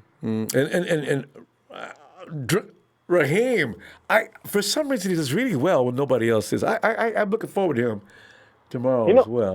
He's been a mystery, man. Because last year, the Raider game, man. He had a 31-yard touchdown strike. He was last on fire, year, wasn't he? And then he had a touchdown against the Bengals this year. So we got to give him more shots, man. We got to give him. He's just and Jeffrey Wilson, man. And take care of that ball, no fumbling. Wilson and Raheem have gotten a lot better with those fumbles because they got threatened. Yeah. Hey, so we see you tomorrow, Justin. Yeah, I will be at the game and catch me in the 200s. I'll be in the 200s. I'll be wearing I don't know what jersey I'm pretty sure I'm going to be wearing a Buckner jersey at this point. Oh, there you go. Now look for the 9-9. All right, fam. Have a good night. Have a good time at that game. All right. Yes, sir. All right. Niner gain out. Oh, yeah. Who's that in his house? Emilio. Yo. Emilio? Huh? Yeah. Come on in, fam. Yeah. As you know, we're sitting up here, and rightfully so, getting beat by them sorry-ass Hawks, and we should be moving on from it, but it's so annoying. I mean, maybe I already did. I don't see why everybody's talking about it. I know you know Get why. over it, man. Wait, I just want to say that's one thing about it. To be honest with you, anybody that thought we were going to go on over, you were smoking some really good shit. I didn't even come close to even thinking. I know. My thing is, I didn't think we were going to lose to Seattle. Maybe our first loss would have been maybe Green Bay, depending on the situation. It's not the same, but I can lose to them. But those are good. Really. Emilio, those are good teams. They're not. The Hawks are just. That's what bothers me. That's not the Legion of Boom anymore. There's nobody on their offense that's worth the damn. They got a couple of players, but they're nothing special. This is what burns me up. We lost to a suck team. It's a divisional game, Ronbo. You gotta let that. I know, but I'm not giving Russell Wilson no credit. The Seahawks, but you gotta understand. It's a divisional game. You gotta see what happens to the Saints. Come on, it's a divisional game. They play them twice here. It's bound to happen. No matter how bad or how good we are, it's a divisional game. I don't see why people cannot understand that. You gotta realize divisional games are hard. Well, gonna have to understand it. It's over. It's come and gone. That's all right. I said I let it go. I understood the situation. I was irritated, pissed off, didn't want to lose to them, but at the end of the day, it's a divisional game. That's how close the Cardinals were. And if this game is about to be close as well, it's in your division. I don't care how bad it is. Emilio, I've got to listen to you on this. What's the score? What are you predicting on this game then? 24-21. We win.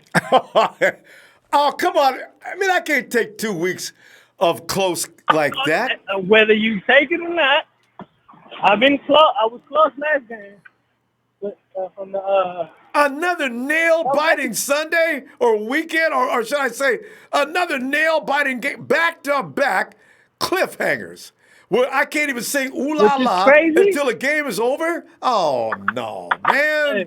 Oh, I would have gave you a whole different start, even a blowout, if we knew Kittle and Sanders was really 100% and Kittle was playing. You got to realize we were playing with crap receivers. I've been told you this a long time ago. Before with GME and all this, our receivers are crap. You're right. They're crap. I can't argue. You know what, though? I'll tell you before, and I'm going to keep repeating. We don't have no receivers in TO. Boy, that's Sanders was an improvement, but we haven't had a receiver since TO. You can't get over that. You can't understand that. Something's really wrong. Well, these fools don't catch the ball. It's going to be another close game, and we might mess around and lose it. These fools cannot catch the ball. Oh. Which I don't want to say, but if they cannot catch the ball. It's sad to say. I don't want to believe it. I don't want to see that, but it's just, these fools can't catch the ball, especially in a critical time. We need to get a first down and get the winning drive, we're gonna lose the game. Just because of my receivers. You know, Stephen A. What he's finna do? Blame Jimmy. Jimmy can't do this. I know. It's all about Jimmy. He's supposed to throw the ball and go catch it. You know what? I gotta feel the pressure. You know what? That reminds me. I forgot who said it, but it was a reference to somebody else. I was like, man, thinking it was Bugs Bunny. They were like, what do you mean Bugs Bunny? They're like, oh, he can throw the ball and catch the ball and everything else. I said, oh, I got the reference. But it was a reference to somebody else. But I was like, well, that doesn't make sense. I'm like, you want this guy to be Bugs Bunny? Throw the ball, catch the ball, and do everything else, play defense? I was like, gosh, come on. Now this guy can't do everything. I'm like, and then rappers could next rhyme, they could. That man Jimmy looks funny. He reminds me a lot of Bugs Bunny. He can throw the ball and catch it. Man, there's all kind of material you can work on with that. But hey, Emilio, it's time for the rest of those receivers to step up. I'm worried they're going to be under so much pressure tomorrow, thinking that they're responsible for everything, that they do not relax. I am concerned with that because they know the gun is pointed at them. Man, so we'll see. They're supposed to be pros. It's just, I mean, you already heard Jimmy. I mean, Shanahan already call out Pettis. It's just he had. It makes I know he sense, did, didn't he? We all say give the other guy, give Ricky James a chance, but it's just doesn't matter who the hell is out there.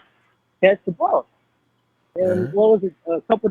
Actually, the day after the game, I heard Jay Rice talk. He was like, man, it doesn't matter who's out there. Who's catching the ball? If Jimmy's throwing it to your hands and then strike, you got to catch it. There's no excuses.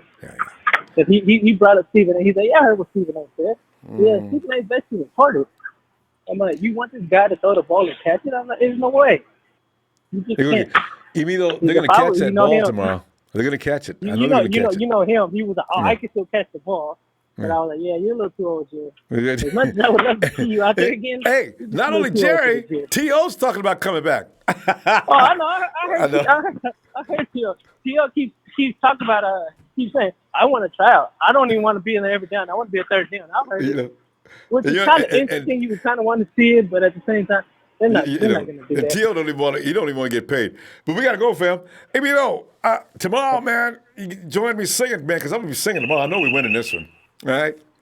No, I think we do believe, but it's just don't let it come down to a critical situation where we're going to be in trouble. I better not. All right. All right, Emilio. Have a good night, fam. I just say these, you too, but I just say catch the ball, and I think we can run away with it. So, we get a different score. So, yeah. Well, I tell you. But all right, Ronbo. All right. Have a good night, Emilio. And he's right. We got to catch the ball. You don't catch the ball, you end up going in the fourth quarter, seconds on the clock, and we're trying to win the game with a field goal. But I hope Kyle Wright saw some pink slips that night. If that game is mainly because we couldn't convert. Oh, hey, Dre. Dre's been here doing battle in the chat. Where these people coming from? First thing I'm going to say is this, Ronbo. You got, Ronbo, I'm going to say this, bro. You got a lot of day one fans, bro, that's been here for years. You know, I've been here since 2014, bro. Yeah. You know, at some point, it comes a point in time where some of these fans who come in and spamming and just running their mouth, bro, we're Niners fans. We don't come in here for that shit, bro. At some point in time, I know you want to grow your platform, and I want you to grow it, shit. I want you to get to 1 million subscribers. But at some point in time, bro, some of that shit has to start getting weeded out. Yeah. At some point in time, it has to start getting weeded out. You know what I'm saying? And getting blocked, bro. We don't come here for that, bro. If you're not a Niners fan, bro, you're not a Niners fan, you're not speaking sensibility into the chat, bro, you shouldn't be here. We don't need you in here. Remember, Jay, the problem is I have rules, and when people break them, we can get them. But I can't deviate from the rule all the time. But listen, I do suggest anybody that gets sick of other fans, put the block on them. You won't be able to see them. But yeah, that's the thing. We be throwing them out right and left. You should see how many we've gotten rid of. Yeah. As soon as they break a rule, they're out of here. But anyway, but Dre, what about back to this football, man. Seahawks was last week, man. Mm. One thing you can't do Just do anything about the is past. wind back the hands of time. Yeah. Time waits for no man, woman, child, nobody. It continues to go on. That clock keeps ticking, even when you sleep. The game is over. You know, it was a close game. Terrible. We had, we were out. 7 guys. 7 guys were out. They basically, played, a wounded team, and they barely beat us. So it should, it should show how good of a team we are. Actually, one thing true. people have to realize is without George Kittle, the scheme of the game totally changes for the defense. That means they don't have to double him. They don't have to bring a safety up and dedicate a linebacker to him. They can just keep everybody in their zones and play in their zones. So of course they're going to key on the run game. But so we have to be better at run blocking. That's all that means. We have to be better at run blocking. Also, one thing I've seen is, you know how many times we threw to the tight end in that game, Ronbo? 2 or 3. 4 times. Yeah, see, I 4 know it was times. like that. They didn't use Dwelly. Garrett Selleck is a veteran tight end. I don't understand why he didn't have more targets. Did he play, or was he just in there blocking? I think they're trying to bring it back slowly. He played in some snaps, but I mean, you got to try to get the tight end the ball. It's just a part of our game. Yeah. Just because George Kittle isn't there, you don't totally abandon getting the tight end the ball. I mean, it's just a part of the game. Injuries are a part of the game, so you have to try to get the tight ends involved somehow. Put their ass on the same routes that George Kittle runs and see what happens. Yeah. We cannot abandon our game plan. We ran the ball 27 times. I guarantee you, if we would have ran it 13 more times, at least 3 or 4 of those would have been for big plays. That you got to run the ball 40 times or more. That's what we do, bro. We run the ball 35 to 40 teams, 40 times a game. You got to continue to run the ball. If your tackles are struggling, you can't even run the zone don't matter. stretch. It don't matter. It don't matter. We did the same against the Rams. We ran the ball 40 times, and the average run was like 3.2 yards. But then Kyle said, but their average was 3.1. So we ended up winning the game. Keep on running the ball. Run it down their throats. Run it down their throats, even if it's 2 or 3 yards. All that's going to do is that's going to open up the play action. It's going to hit them with something they're not expecting. This week, we have to set the tone. We have to set the edges for the running backs. We have to make sure that our traps is working. We have to make sure that all of our stretch runs is working. We have to get back to 49er football, and that's running the ball. Run the ball down their throats. Also, I rewatched the game, and there was some miscommunication on some routes.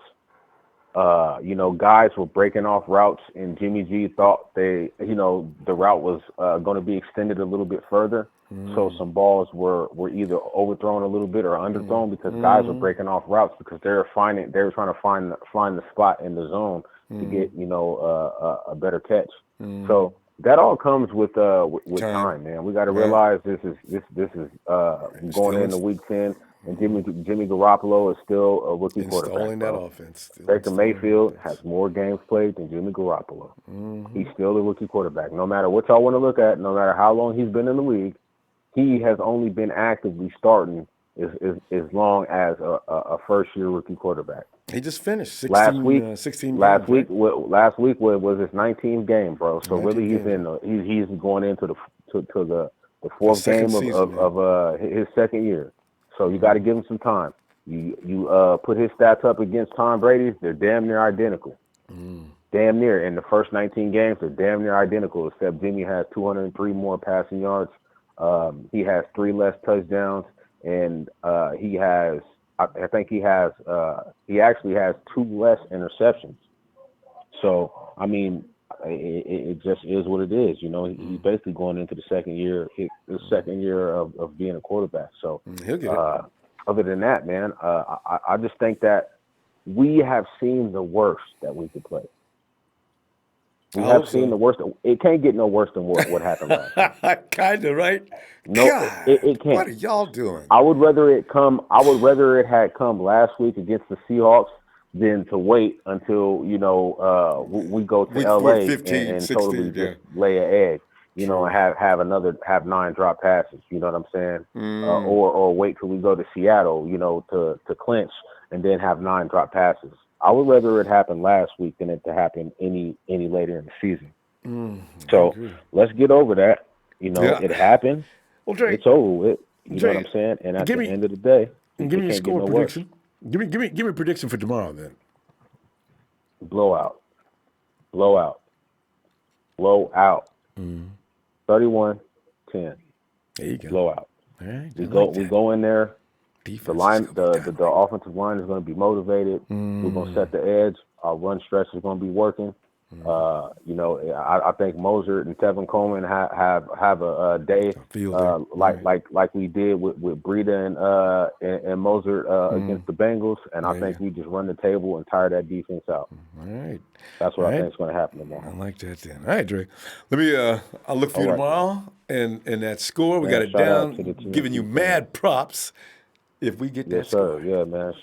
Shout out to Trey Trez, Big Show. My player partner Will, Shea Lewis, Russo, man.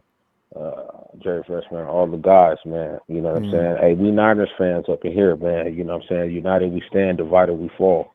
We ain't trying to hear none of that bullshit from the Seahawks fans or the Packers fans or none of y'all bums that's up in here, bro. You know what I'm saying? Go get you 5 Super Bowl rings and then run your mouth. Go get you a Montana or a Steve Young or a Jerry Rice or Ronnie Lott, then run your mouth. I'm out this time. All right, Drake. Good night. Look for you tomorrow. Good night, Drake. Yeah. See, this is the thing, when you're doing well, you start to draw the trolls. Trolls by card-carrying trolls. If he asks you for his ID, troll. Hey, James. What's up, Ronbo? James. We've been pretty much mad all night, and it's time we calm down and realize we ain't lost but one game. We know why we lost it, and we wasn't never out of it. This is what I like about the only loss we've had this year. Oh, hell, we won. We just, field goal kick just didn't feel like winning it. So you know what? We need to feel good about that game, considering all the circumstances we was under. So you know what? I'm going to get over that game, starting right now, James. I was 15 minutes ago, there was no way. But now, since you're on the phone, James, I'm getting ready to calm down. Well, once again, thank you, Ronbo, for the platform you provide. And my pleasure. Thank you also for real 49er Empire fans like the last caller, Drake. He summed it up. All the most skanks up on here, that sea chicken individuals, riding along because you got some negative comments. One thing you cannot say, you did not beat us by no 15 or 10 points. You didn't beat us by 8 points. You beat us by 3 points. I get it. Overtime, the guys are tired. And let's be realistic. When people say we need better receivers and stuff like that, we do. But let's take the first matter at hand and deal with that. That matter is a 14-year, 13-year veteran at an offensive tackle. He needs to clean his locker out. I've seen bad play out of Staley. And that game right there, Jimmy had no time. Anytime Kyle Shanahan goes away from play action, that's telling you right there that offense is not working that night. Them two tackles, listen, McGlinchey is going into his second year. I can guarantee you, he's been forewarned.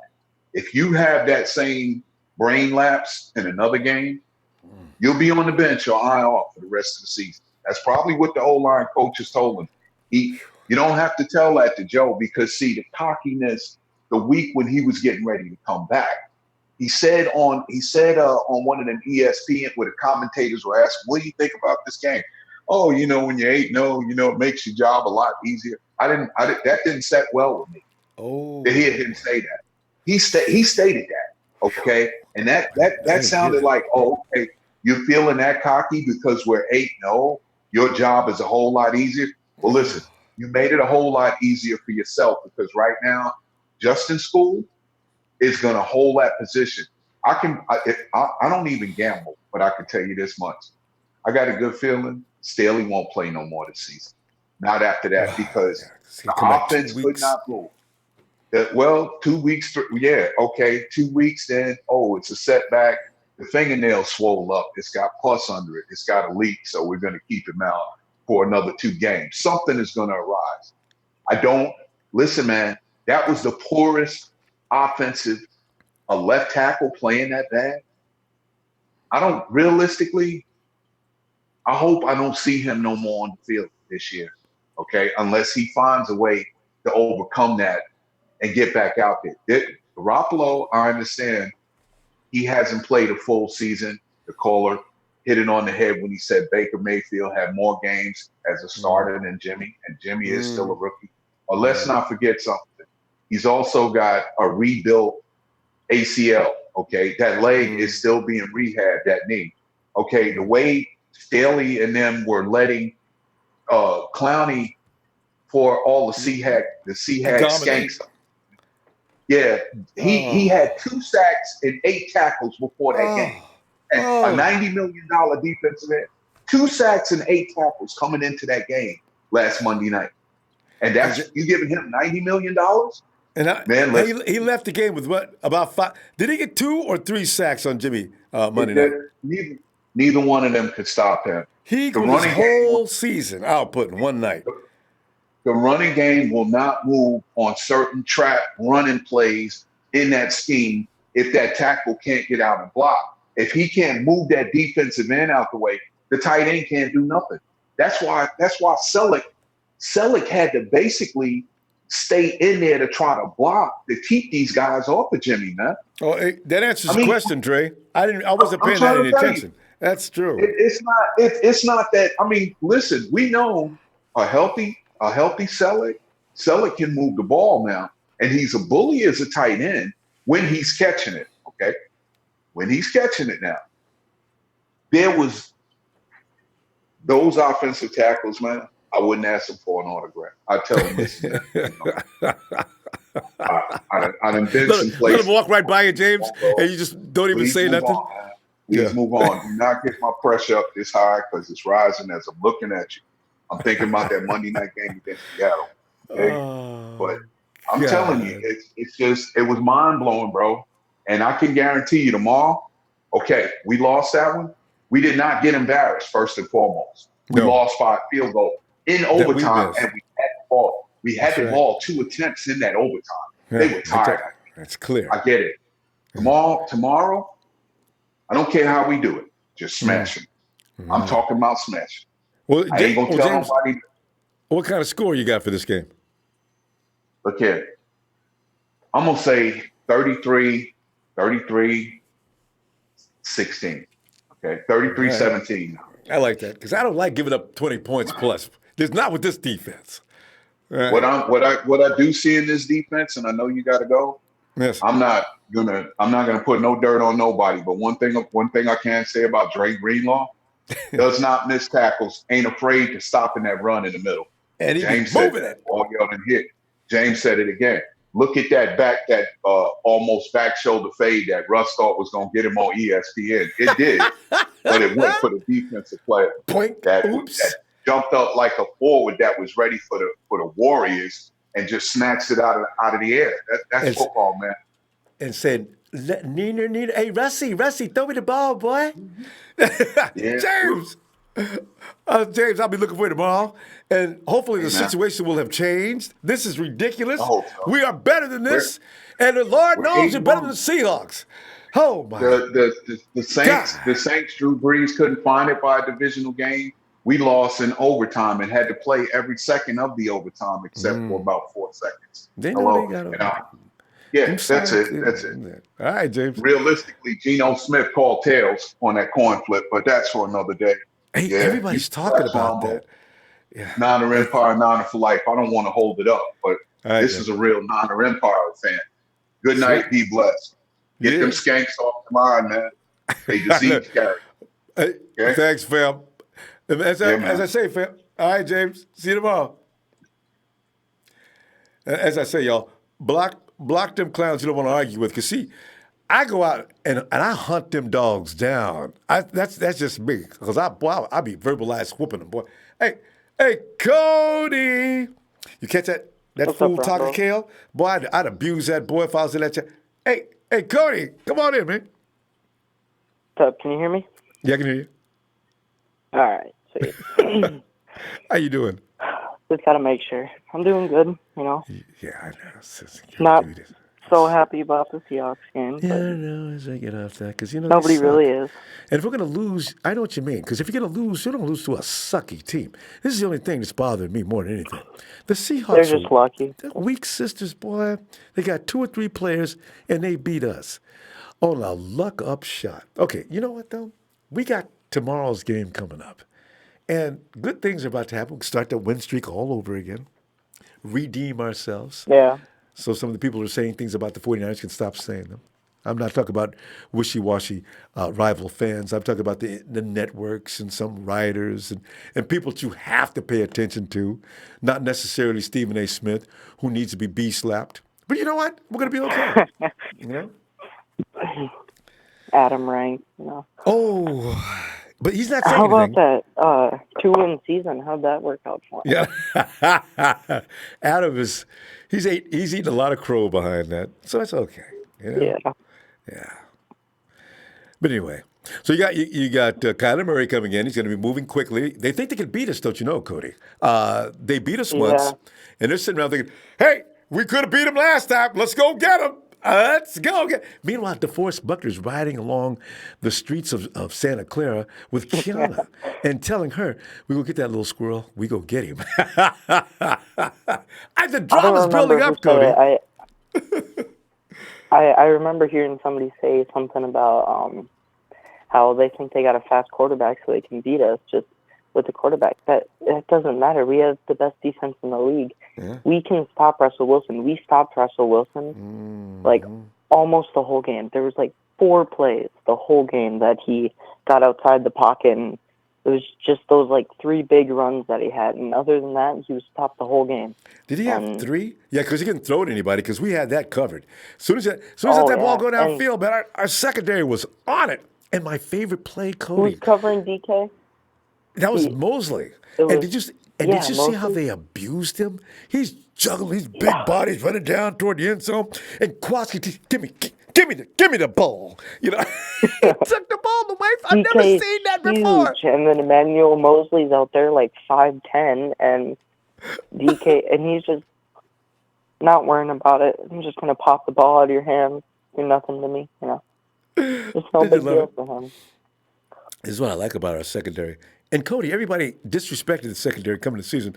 That 49ers frontline defense should be special, but they've got no secondary. What?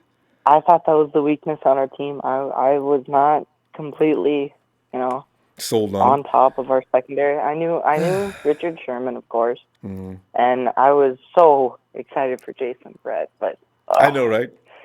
And he turns out, but give him props, Cody. You got to give him props. Yeah. Who's the big surprise of that secondary? What's his name?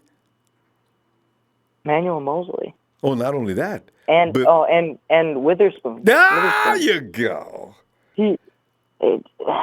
Injuries are just so. I know, but the thing is, look how good he was. I told everybody, I said, I got to tell you guys, come out of last season. That was not the same Spoon we saw earlier in the season. He just had a rough season, and so did everybody else on the team. But the thing is, besides Buckner. Well, yeah, sure. That's because we had no frontline rush. When you don't have a frontline rush, what you do is you ever chase a chicken before, Cody? I don't think I have. Or but I can imagine. Even a fast dog, when you throw the ball, they don't want to give you the ball, and they run away, yeah. and they start. It's the same thing. Now you've got the quarterback rolling around, and now the secondary guy has got to watch the quarterback with one eye and watch the receiver with the other. You know, otherwise he gets pass interference. It's really difficult. That's why I said if we get a pass defense, a frontline defense puts pressure on that quarterback, watch how that secondary improves. Sure enough, we've just about got a Pro Bowl secondary. Mm-hmm. We intercepted Russell Wilson. That's only it doesn't happen often. Amazing play by Greenlaw. Amazing. He read that so well. It was great play by Greenlaw. It was a fine throw. It was a little underthrown. It was good read by Russell Wilson. Just Trey Greenlaw. It was just made a play. Such a good read by him. And Wilson had to hurry up and get rid of that ball. See, that's what I'm saying.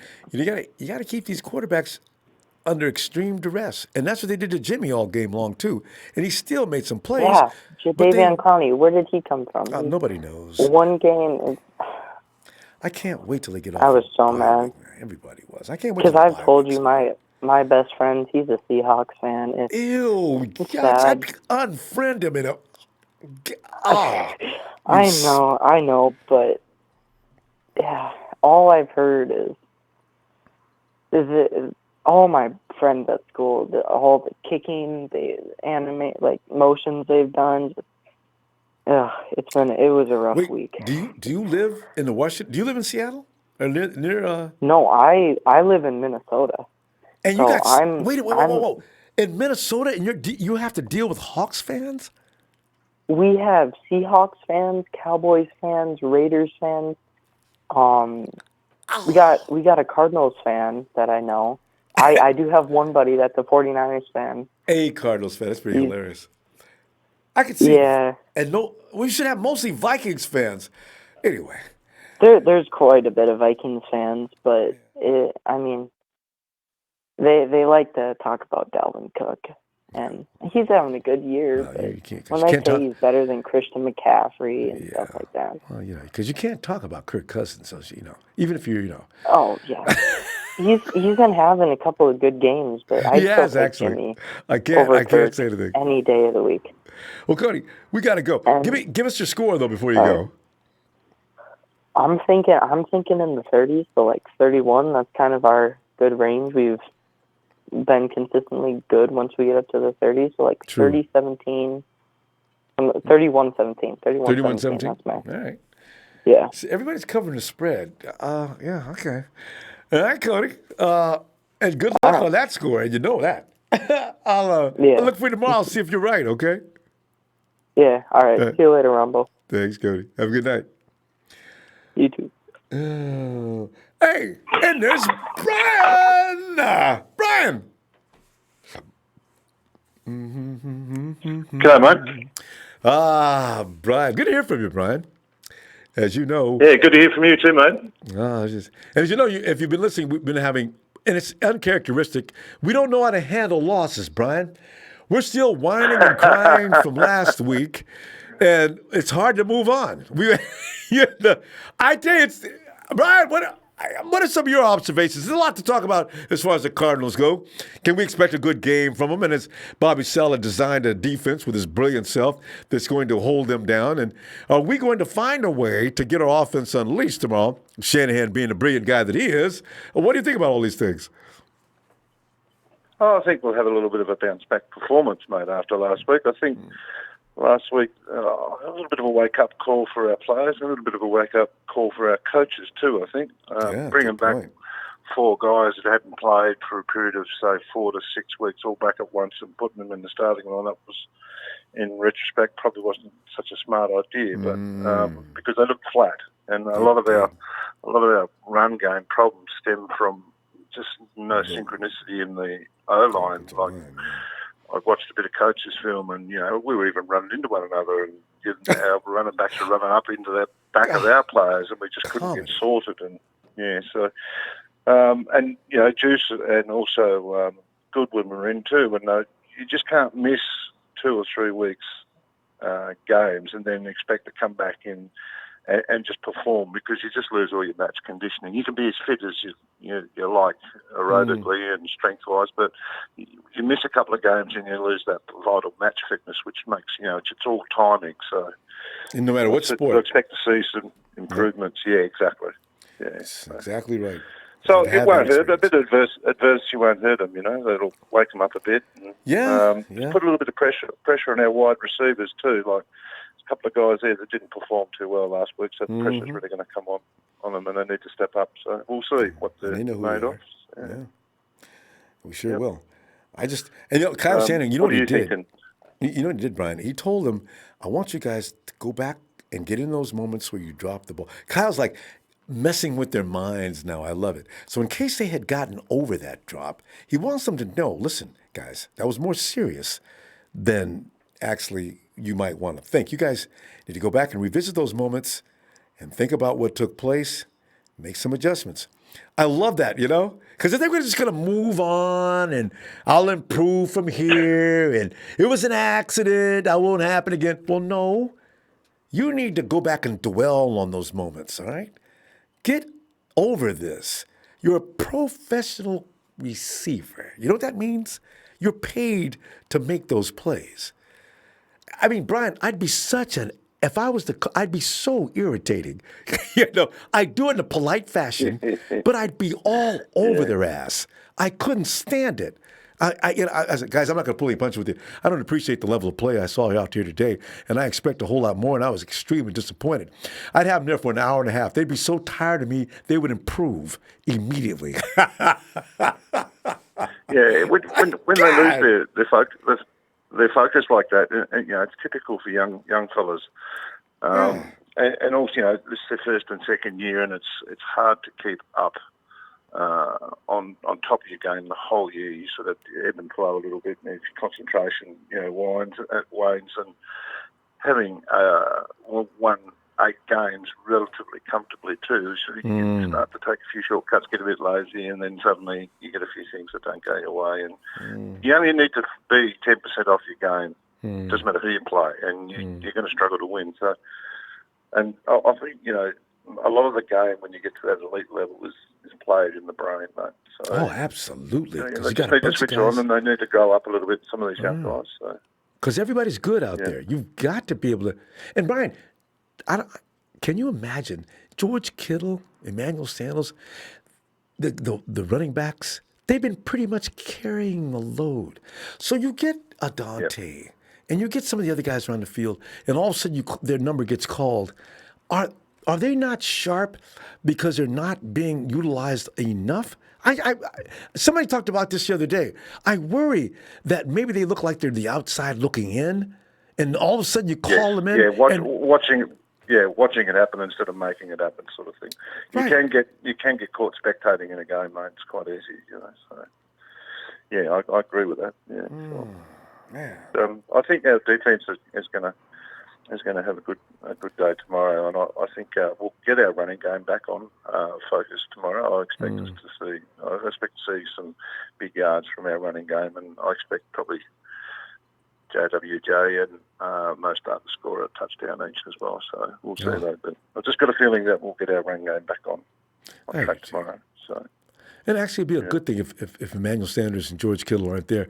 Since those guys have been the crutch so far for the rest, maybe they'll come out and apply themselves knowing that on this day, you guys are the ones we're going to depend on. Now get it done. Yeah, exactly. There's been a fair bit of media about it too, so the pressure's on them a bit to step up. So we'll see if they've got the mental aptitude to be able to do it. So, well, Brian, what score are you looking at? I'm looking at 34-20 tomorrow. 34-20, all right. We'll see. I think we all keep that around 20. All right. Well, Brian, I know you're in the middle of your day, and just enjoy that day. And tomorrow, actually, no, the game doesn't start. Yeah, you know what? We're going to be getting this. We're going to be winning this game. I got a feeling you're right. It's 34-20. Yeah, the game's on a decent hour. It's on at 8:30 in the morning here tomorrow, so I'll be able to tune in and watch it and listen to your show later on. So you'll love it. All right, man. Just a quick shout out to Bash, Sheik, Kenny, Lee, Jerry, and Russo. Keep up the good work on your shows, Jerry and Russo. I'll have a listen to when I get a chance, and I'll catch up with you later, bud. All right, Brian. Appreciate hearing from you, too. All right, have a great day. Okay, you too. Cheers, mate. Bye. Night. Day. Yeah, and right. Russo, I saw Russo a little while ago. Russo 5249, also great content. I've just seen Jerry Fresh recently. But it's Jerry Fresh. All one word, Jerry Phresh. Jerry works hard on that channel. And get over there and give him some attention. Also, subscribe and like. It looks like it's Bethel. Hey, Ronbo. Hey, Bethel.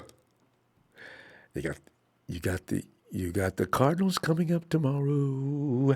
Are we gonna go 9-0? Oh. Bethel, it's all part of the roller coaster season. I think we're gonna win.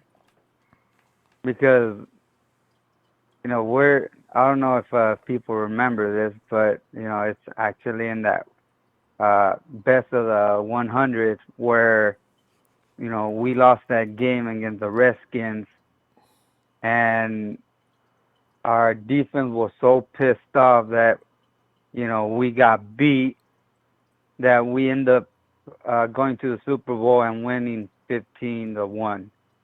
That was the only loss in our record because our defense knew we were the best team to win. It just everything went bad for us and went under our everything just went bad for us.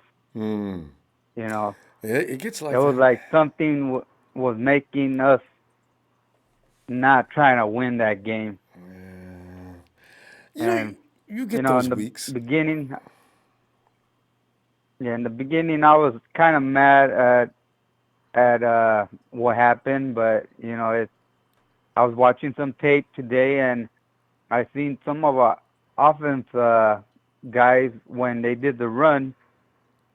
One of our guys didn't do what he's supposed to do, but one of the players came in and got got our running back. If he would have did his assignment and he would have blocked, we would have had at least 8 to maybe a first down. So there were a couple missed assignments that we had that didn't pan out off our offense. We had too many guys coming back at the same time. Some of them should have been platooned and come in gradually. McGlinchey and Joe, they should have brought them back a few snaps here, a few snaps there, get used to the speed again, and get rhythm and timing down. Don't stand there and put Jimmy G at risk with Dave and Clowney coming in untouched most of the time. Bethel, straight line right to Jimmy. Jimmy had over 20-something hits and 5 sacks. That's not happened all year long. Yeah. And we faced better defensive lines. The Steelers were better than the Hawks. Yeah, and one of the things I've seen also is when we lost that number 1 receiver, their defense, when we had that number 1 receiver, Emmanuel Sanders, their defense had respect for our offense. They were not. We put 10 points on them. We put 10 points on them in a few minutes. Ate up the whole first quarter, dominated the ball, converting. 10 points on you, Hawks. You sucks came to the wrong place. And then all of a sudden, we lose Sanders. Yeah, when he went out of the game, they changed up their defense different because they seen that there were other rookies were out there, and they knew that there was nobody threatening the offense, so they changed their defense up. Where was the shame, man? Come on, guys. You're better than this. Catch the ball. Okay. Anyway. That will improve. That's why I felt sorry for our defense. Our defense was playing their heart out, and they wanted the game, doing Bethel. everything that they can. And they wanted that. It was kind of disappointing to hear, Richard Sherman on here trying to take some of the blame, and they're not the blame. Jimmy G. All the cornerbacks. I mean, all the vets and captains took personal blame. But they didn't need to. And the guys who messed up, they know who they are. They know who they are. No need to call names. We do. We call names. we gave up some good wide receivers that know how to catch for some of these guys, and they're not getting the job done. And this is the kind of stuff that we don't want to see, especially if we go into the playoffs or we go into the Super Bowl. And the bad thing about this game is that if Bill Belichick was watching this game, he was probably taking notes of what were the bad things that we're doing and who he needs to take out so they could win the game. Mm-hmm. And and then our coach, I was kind of mad at him too because he had to be thinking about our defense. You know, if I rather prefer him to go at it when it was 4th and 1 Oh, and yeah. try to win the game There's so many than plays you can trying go to do back and it review. towards the end. But listen, Bethel, we're going to run out of time here. I need to get your score, though, before we go. And what do you got for tomorrow's game? I think our defense is going to step up, and if they do allow them to get anything by luck, it'll probably be, as long as our offense doesn't give up the ball, it'll probably be 21-10. All right. I like that score a lot. All right, Bethel. Yeah. Well, we're going to see if we can get a few more people here before we say goodnight. And all right. Like always, Ronbo, good show, and keep up the good work. Thanks, Bethel. And, appreciate you, and then too. Plus, if you're a true 49ers, you always be in back of your team no matter what. And if you're a fake Niner, you're going to be pissed off and try to go to another team. Yes, and we want them to leave anyway. Any fake Niners can say goodbye. Hopping off the bandwagon after one loss, that'd be outstanding. All right, Bethel. Have a great day. Have a good night, Ronbo. You too. All right. And there you have it. All right. I thought it was good. Let's go over and see. Let's see if we've got a few more scores here. What we got here?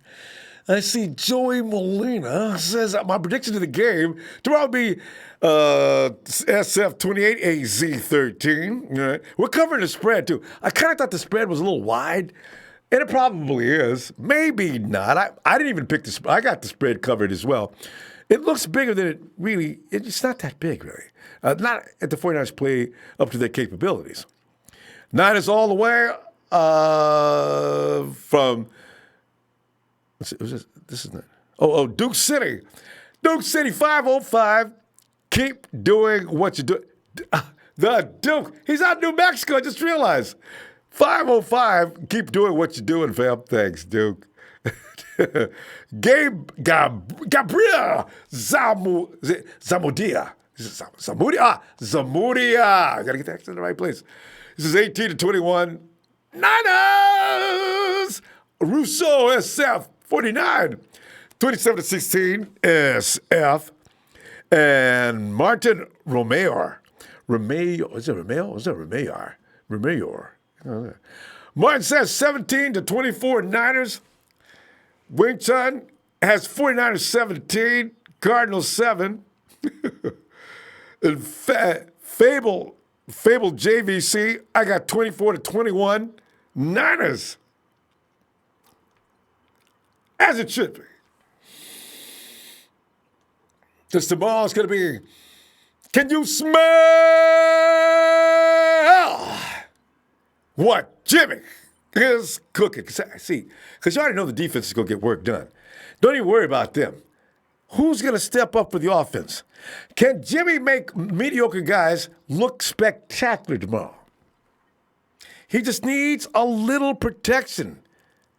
Now, we're not going to. Chandler Jones is a bad butt, too. In fact, honestly, Chandler Jones makes Jadeveon Clowney look like a clown. So I'm a little concerned with that.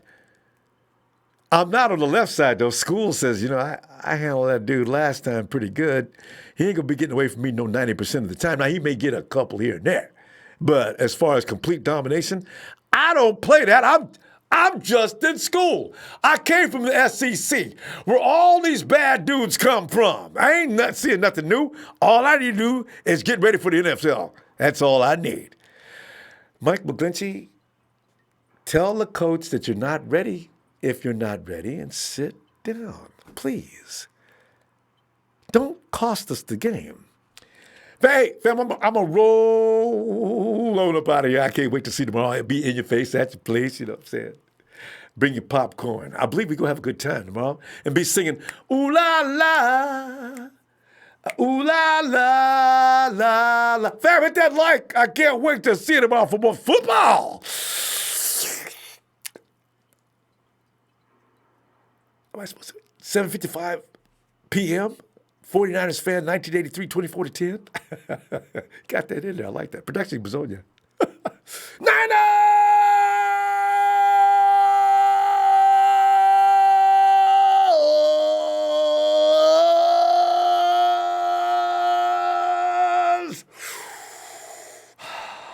Bye, Lisa.